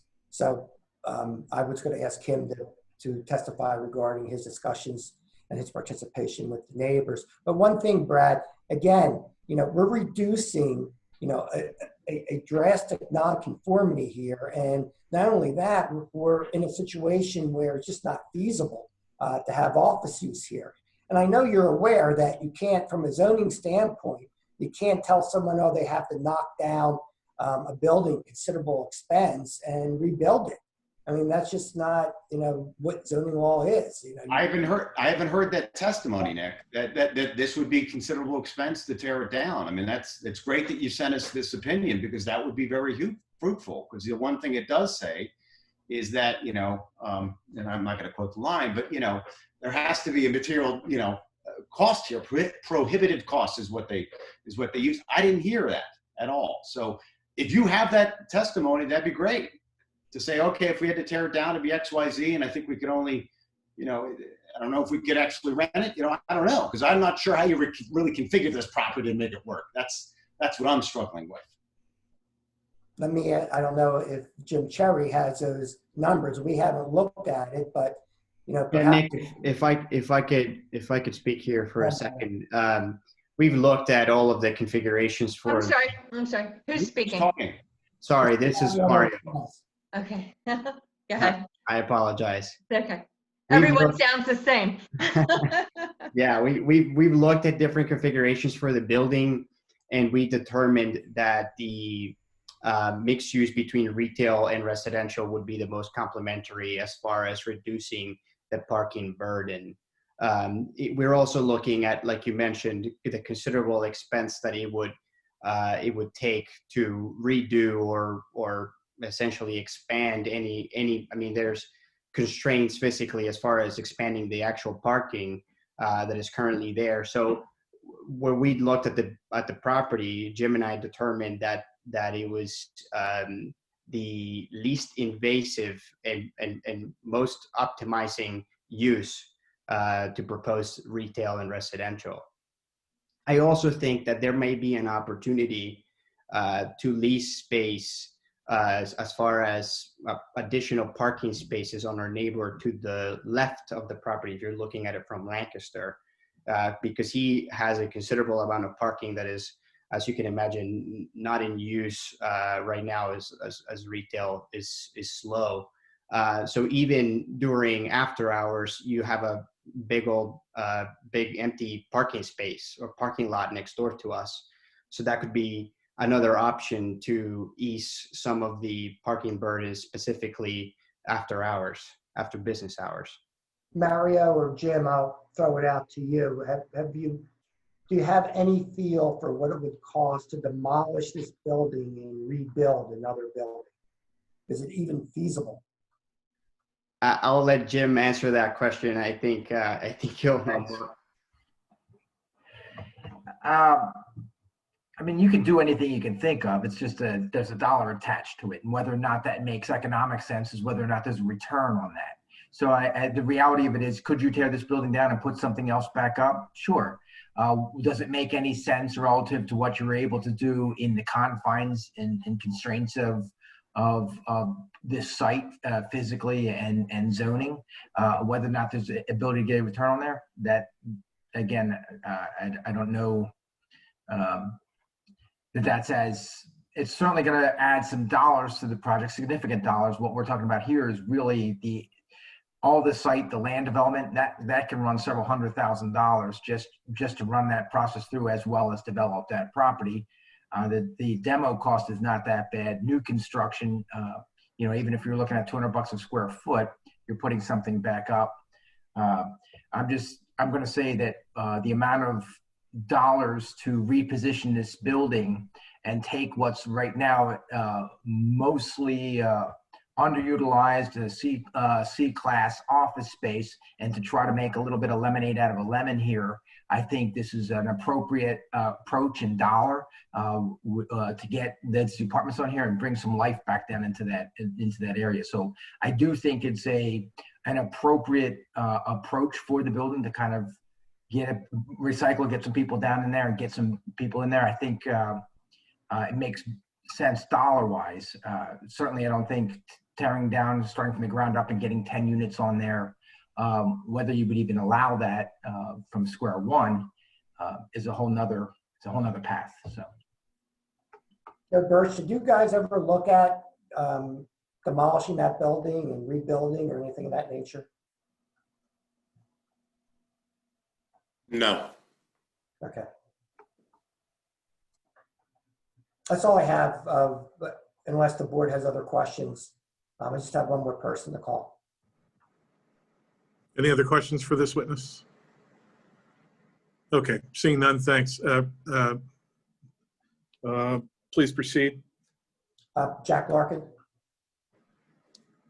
And if you raise your right hand, you do solemnly swear or affirm the testimony you're about to give will be the truth, the whole truth, nothing but the truth. I do. Thank you. State your full name for me, please. John Edwin Daniel Larkin. Thank you. Jack, you're the commissioner for this ward in Radnor Township, is that right? Yes. And did you participate in neighbors' meetings regarding this property? I did. We tried to get neighbors involved in the conversation. There was a newsletter that went out from me. I know that Mario went door to door to meet with neighbors. We eventually ended up having a neighbors meeting on Zoom. It was tough to get a lot of buy-in from neighbors to the meeting because I got a lot of emails. Well, I got a few emails from neighbors. This seemed like more or less a non-issue to them. The few people who wrote to me responded that they were either favorable to the project or they had some stormwater related concerns and were at most neutral, or at least neutral, I should say. That's all I really have. I just wanted Jack to testify regarding the neighbors' meetings which he had. Any questions for Commissioner Larkin? Okay. Nick, I'm sorry going out of order here. I just want to make sure everybody's aware that Mike, I believe, is still on the call, and he is our neighbor directly behind the property. I believe he wanted to speak if we can. We'll get to him. Thank you. Thanks. Okay, Commissioner Larkin, thank you. Now, are there any members of the public that are participating on this Zoom meeting who would like to speak? And there's Mike Lahota with a beard. That's incredible. Good evening, Mike. Thanks for recognizing me with my beard, John. My own father actually didn't recognize me a couple months ago with the beard, but I appreciate that, John. Norma, if you could swear Mr. Lahota in, that would be great. Yeah. If you'll raise your right hand, you do solemnly swear or affirm the testimony you're about to give will be the truth, the whole truth, nothing but the truth. I do. State your full name, please, and spell it for me. Michael, M-I-C-H-A-E-L, Lahota, L-I-H-O-T-A. Thank you. Okay, Mike, what brings you here this evening? So I'm a resident of 7 Doyle Road. Our property as a residential side of, or the back side of this property, we're about 2/3 of the property line abuts our property line. Mario came door to door, as Jack had mentioned, about a month and a half or so ago, and expressed what he was trying to do. We went out back and we looked and we spoke, and in general, had no objections to what he was talking about. I think maybe it was Brad or somebody else raised one of the questions that I did, which was, are there going to be any balconies? And he said no. So I'm like, okay, that's, you know, that's good. If you're going to have 10 new apartments, we don't necessarily want balconies right outside our door. We talked about the property line, and I mentioned it to him then, and then I mentioned it to him again because I was on the residents meeting that Jack Larkin spoke of, that, you know, any type of a barrier. I mentioned to Mara before the residents meeting, and he went out and did some research, and then he came back with, I guess it was A13, which exhibit A13, which potentially shows some evergreen trees right there along the property line. Aside from that, as I think you probably know, John, I've been a resident of Radnor for over 20 years. Appreciate the historic nature of Radnor and of South Wayne and North Wayne and all of that. But at the same time, I also appreciate that things are changing and we need to move forward, and we can't necessarily not make any changes just because we like the old Victorian homes that may or may not be practical, or the old office buildings that maybe would be better used for apartment buildings if somebody believes that that's true. So I'm in favor of making lemonade out of lemons, as I think it was Jim said in this case. Just that would appreciate the barrier that Mario expressed. And then the other thing would be the stormwater. If you look at his property from Lancaster Avenue to my house, it's probably 200 feet deep, long and narrow. I think maybe that was Jim who said it was long and narrow. 200 feet deep, and there's probably about a 20-foot drop between Lancaster Avenue and where it hits my property. So over 200 feet, it's a pretty steep grade. And I would say that to call that property 99% impervious would be giving it the benefit of the doubt. There's a little flower garden in there that I don't know if what we count that as, but and additionally, while I pointed out the Monroe storm leader that has been spoken of, which we're not sure what we can do about, this particular building, I don't have the number off the top of my head, but I would say that there's 4 storm leaders off of this building that go below the pavement, and no idea really what happens to them at that point. I guess, you know, we're trying to figure, or, you know, I don't know, but Mario's looked into, is there a stormwater catch basin? And if so, is it operating the way it was designed? Is it operating the way it's approved? And, you know, and will it be maintained? So essentially, I'm certainly in favor of him putting apartments in if he thinks that that's better use. I don't have use for, you know, 75% vacant office buildings in this town. So if he thinks that's better use and he's willing to take that commitment, then I have no issues with that. I just would, you know, appreciate that he's offered and would like to make sure that he, you know, would, you know, follow through with some evergreens and maintaining the stormwater and maintaining that going forward. And that was really all that I had, but I'll take questions. Okay, great. Any questions from the board for Mr. Lahota? Yeah, it's Brad here. Hey, Kevin, I would actually like to ask if you could give us a thought on if they could do balconies here under the code. Brad, I'd actually like to see a plan in order to be able to analyze that. Just a blanket question like that would be difficult to answer without knowing where it's going and what the impacts and what the projections would be hard to assess at this time. Well, I guess my question would be, is a freestanding balcony, is that considered, because we have A8, we have all the setbacks. And the question is if they added balconies, you know, kind of see, is that ruining their setbacks for the purposes of zoning? Or is it considered like, let's say, you know, like a 2-foot, you know, cornice that we just heard about, and you just kind of go, well, that doesn't count. As long as it's not greater than 2 feet, we're fine. Is that something you could give an answer to? No, we look at those things like in a residential setting, a deck that's attached to the house. Decks are accessory structures, are typically accessory structures, but when they're attached to the house, they become part of the principal structure. Right. And at which point they need to meet the principal structure setbacks. So I think, and even a cornice is different than a balcony, from that standpoint. Great. Okay, good. Well, Mike, that gave you the answer.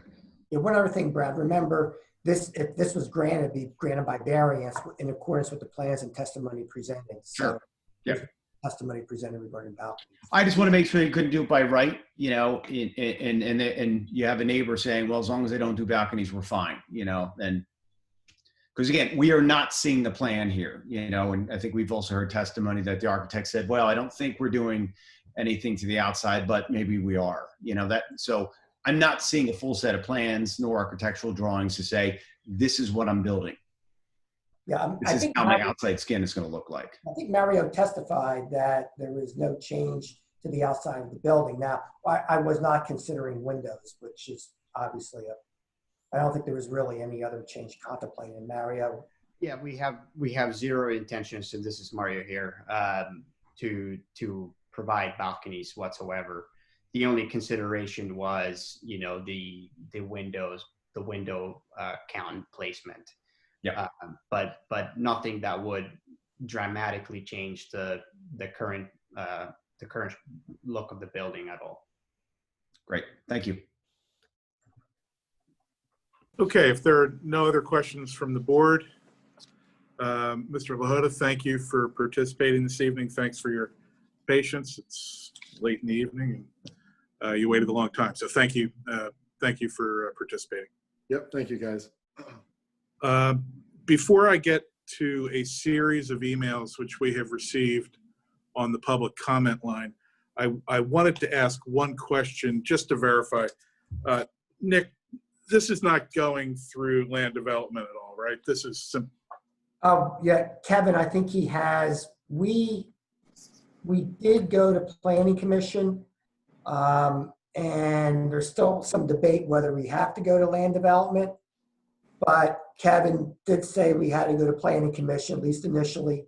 And Planning Commission said this is a zoning matter. And Kevin, correct me if I'm wrong, I believe that was their, Steve should have sent you something saying that this was a zoning matter. And they really Yes, and I forwarded that to the board, so the board should have that Planning Commission recommendation.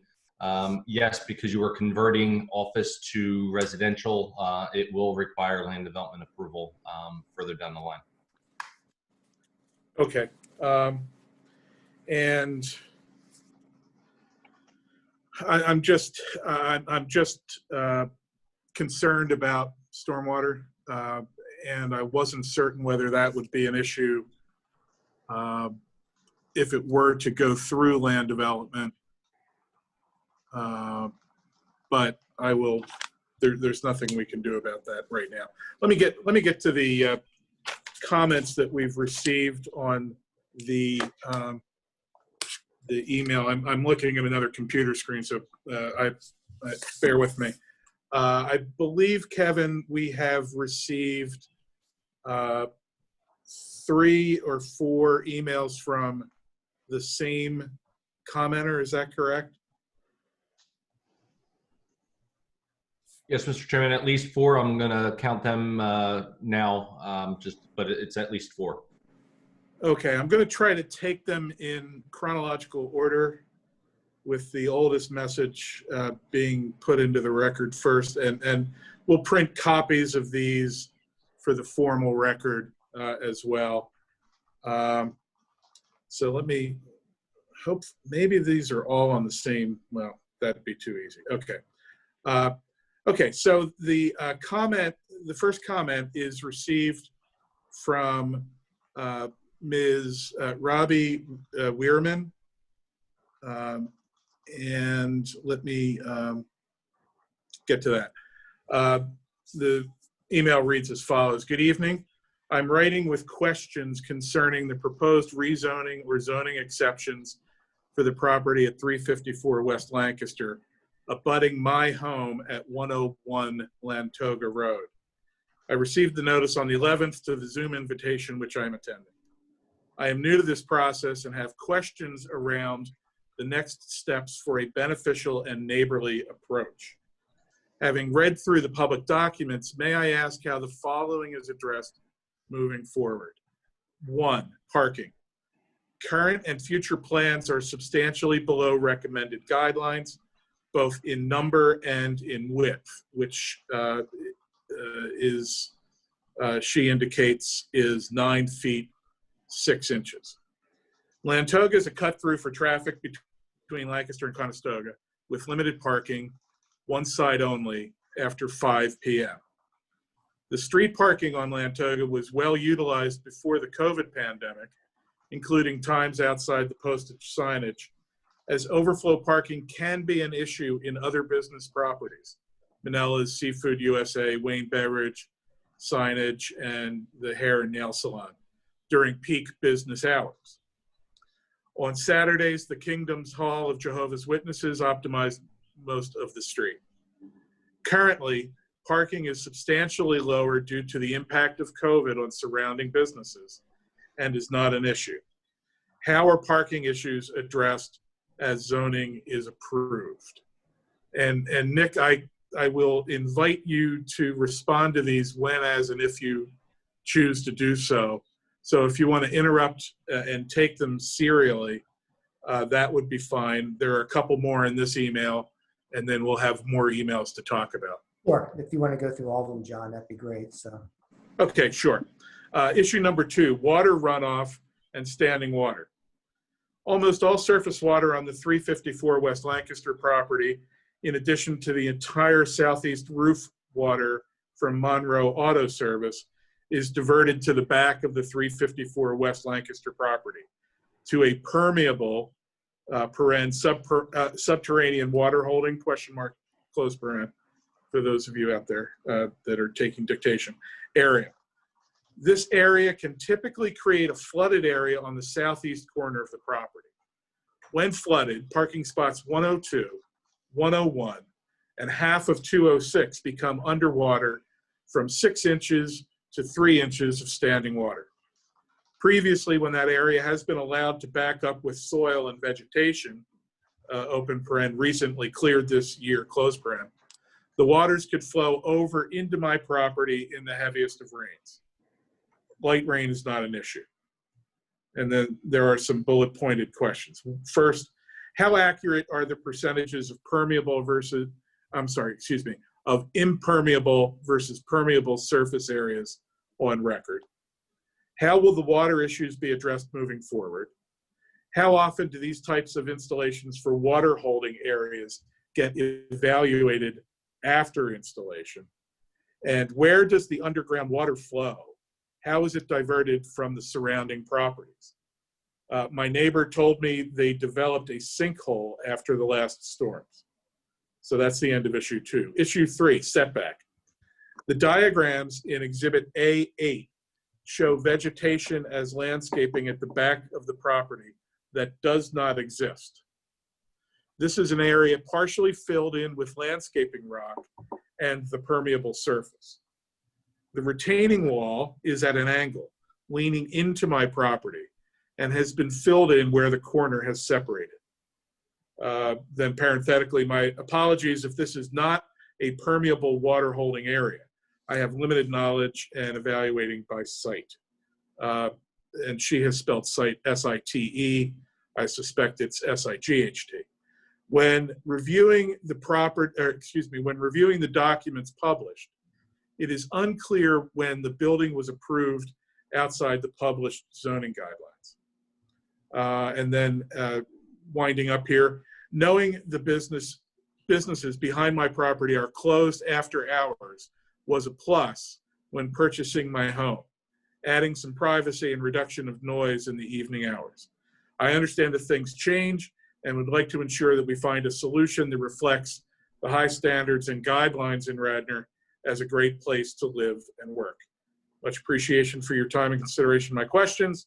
Please keep me informed on the process/participation channels moving forward. Signed, Robbie Roberta Weirman, that's W-I-E-R-M-A-N, Norma, sorry about that. 101 Lantoga Road, Wayne, PA, 19087.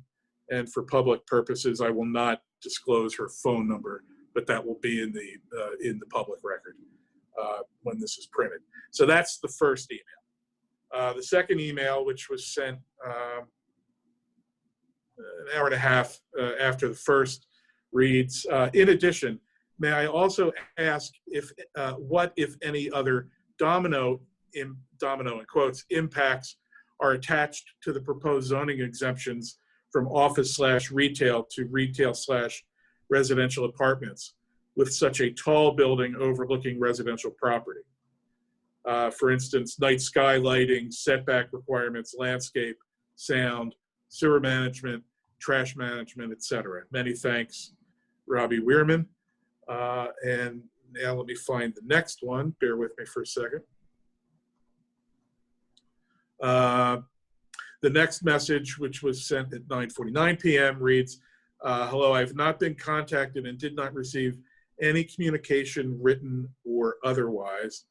I think that, I guess that's just to the neighbor events. And the last email is, I did not get a Zoom invite. Okay, so those, Kevin, I believe, are the 4 emails we've received on the public comment. And there is one more, I believe it was at 9:19. I sent it, I just resent it to you. So it should be coming in.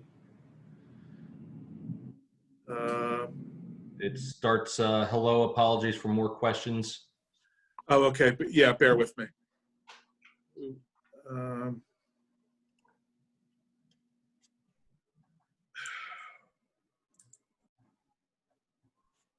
Okay, I'm sorry, yes. Hello, apologies for more questions as I continue to listen. How will windows and potential larger windows be overlooking the property on Lantoga Road, and potential ways to block the views in terms of potential height of the landscaping added? What are the guidelines to the quality level / rent rates of the apartments being installed in an R2 shared with an R5? And that ends that email. So, Nick, there's a lot there. I don't know how you would like to address it, if at all, but yeah, I'll try to. I think I got most of the points, and if not, please ask further. One, just looking at A11 as to when the building was constructed, it looks like there was some sort of variance granted, but it looked like it was a use issue back in 1976. It looked like the building was fully constructed by that point because it talks about the existing cinder block and brick structure. So I think this building predated 1976 and the site itself.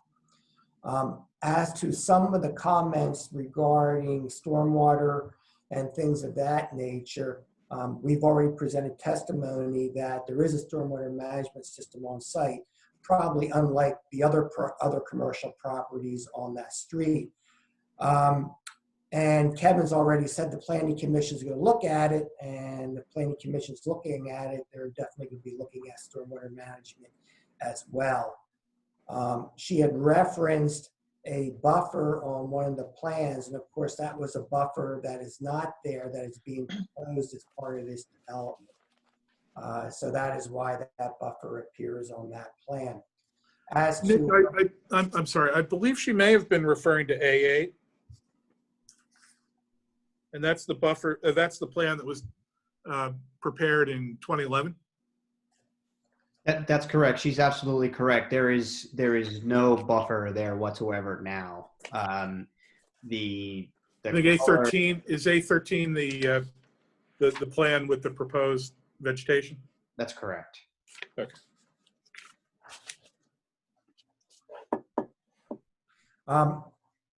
As to the notice, I think Mario had texted me saying that, and perhaps you can say, and she should have gotten notice of Jack's meeting too. So, Mario. Yeah, it's unfortunate that I did not get to connect with her before tonight's meeting. I went to her house in 2 different occasions, but I must have missed her.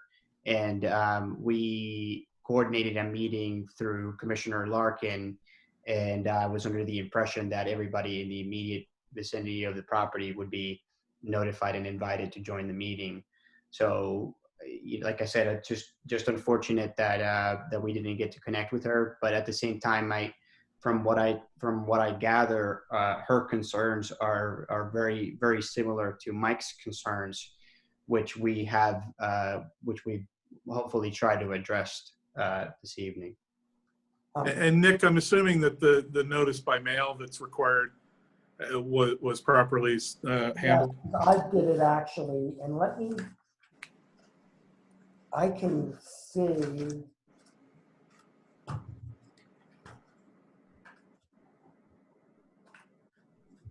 I do have the notice that I sent and made a copy of it. Was the address 121 Lantoga? I believe it's 101. 101 Lantoga. I'll double check as you do that. Yeah, it's 101.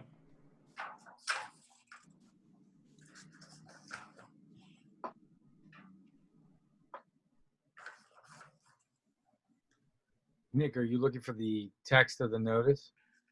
Yes. No, he's looking for probably the sheet from the post office. Yeah.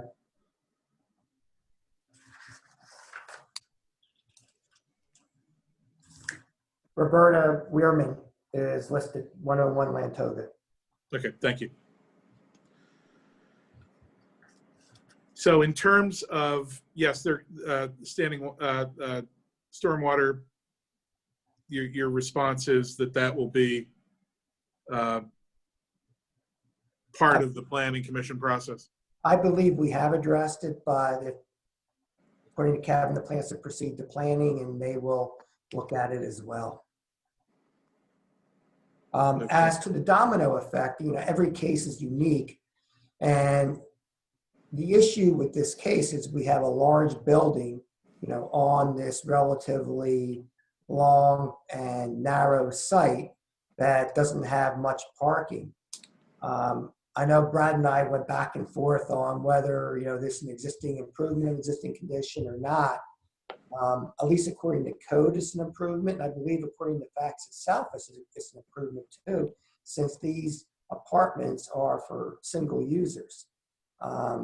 And generally parking in apartments is at night, and the retail use is during the day. So the parking spaces should be available. It should be a better situation that currently exists with the parking.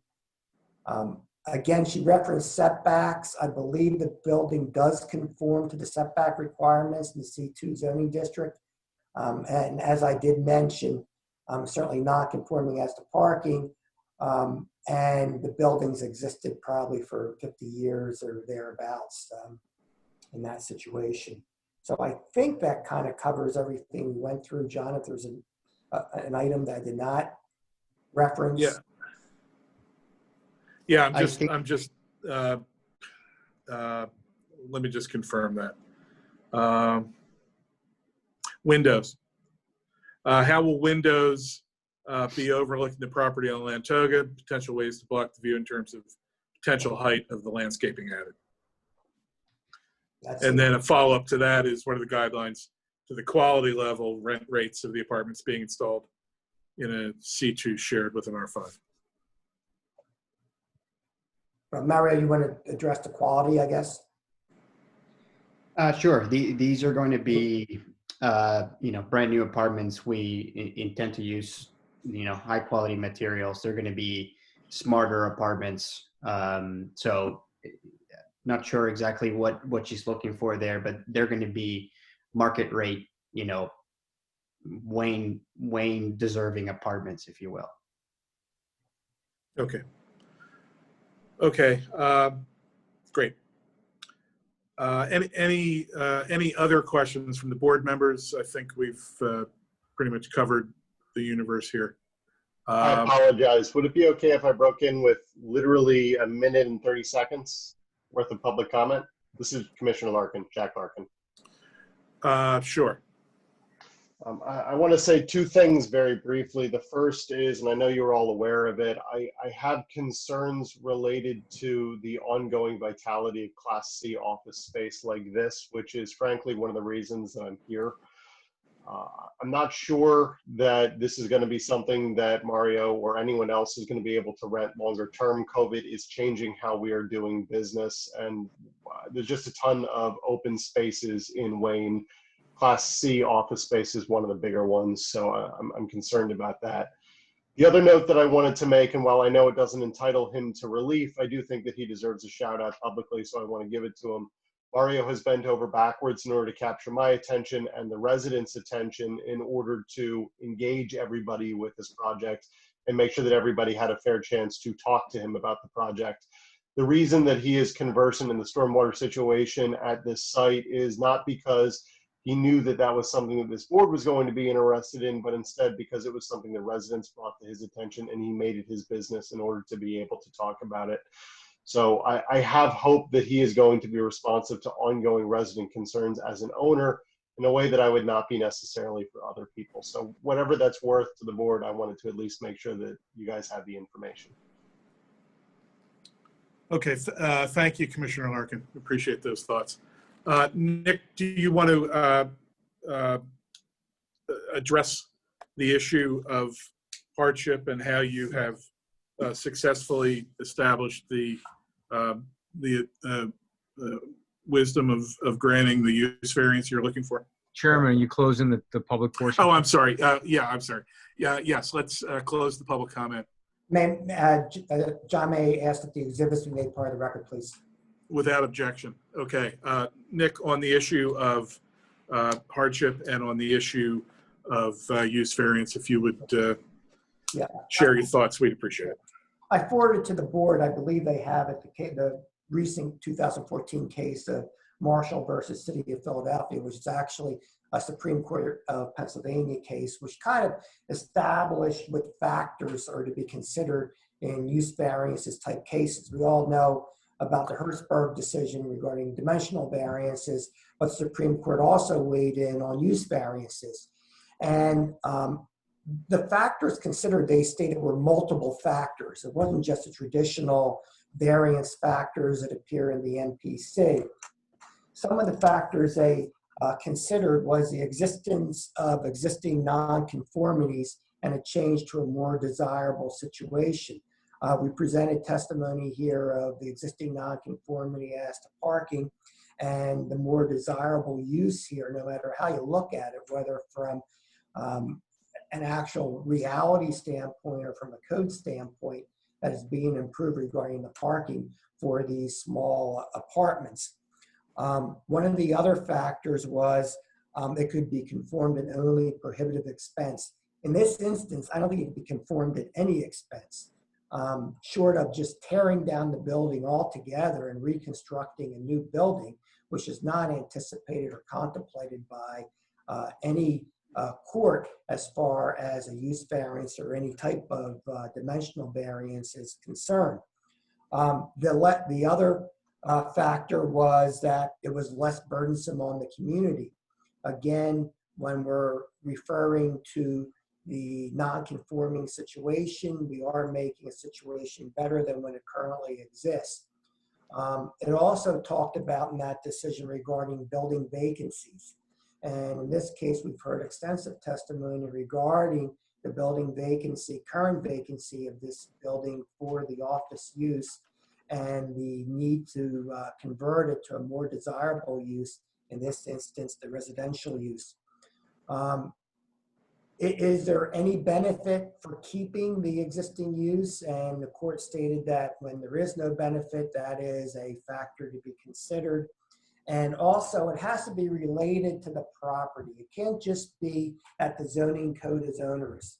I think, you know, in this instance, that's up to the Board of Commissioners to determine any change in the zoning code. But this property itself is unique. It's unique in the location of it, in kind of an area of Lancaster Avenue that is isolated, that is not close to downtown Wayne. It is not in an office park like there exists across the street in the Stratford office complex. This is a unique property. It's a standalone building. It is only conducive to retail in the front. It is not conducive to any office use as evidenced by the property itself and the lack of rentals at this property. As you know, based on this Supreme Court ruling, you don't have to show that the property has to be valueless, and you can take into consideration economic considerations of marketability. For those reasons, I hold that this property is unique to the situation and that a use variance is appropriate in this instance. Thanks. Okay, thank you, Nick. Would a member of the board care to make a motion so we can begin discussion? Mr. Chairman, if I would ask, not knowing which way the board's going to go, but if they can make the motion in the affirmative, even if you don't intend to vote. That's my or fault. Making the motion in the affirmative just makes the voting easier. Then you're Okay. either voting for approval or against approval. Okay. Would someone like to make a motion for the approval of the requested use variance in this case? I'll make a motion to approve the application to get things rolling. Second? I'll second. Okay, thanks. Board discussion?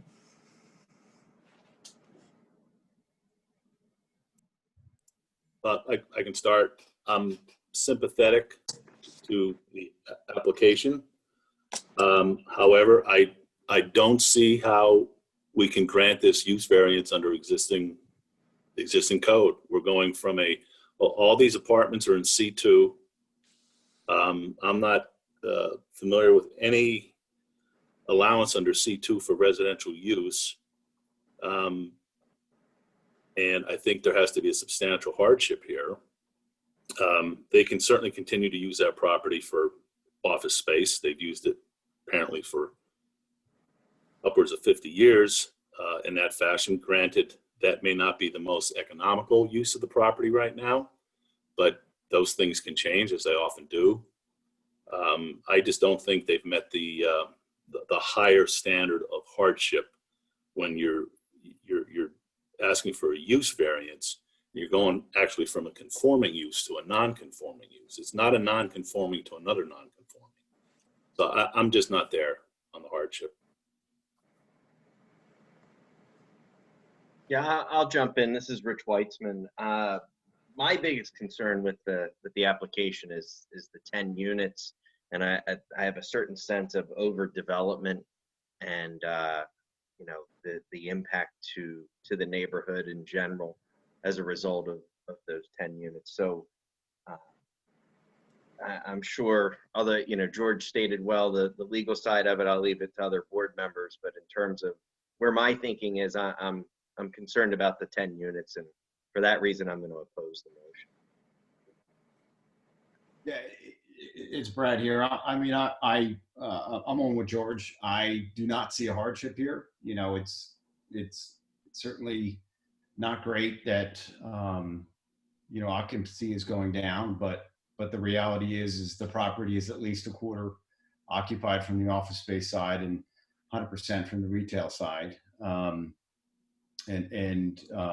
To make a quote from the case that Nick provided, mere evidence that the zone use is less financially rewarding than proposed use is insufficient to justify a variance. I think that's what we're talking about here is, hey, we can make this space more usable and more financially sound if we convert it to apartments. And again, I'm it's interesting as we're going back. I'm recognizing a lot of I think the same issues that the board had back then. Again, I was an alternate, so I didn't vote on it, but I certainly remember the discussions, and I think that was the main issue: is you're struggling with hardships. I'm struggling with we're taking something that is 3 times the size over the parking space, and we're only making it a little over 2. I'm just kind of going, not really solving a problem here, and in fact, we're probably creating 2 problems. One, if you're an office,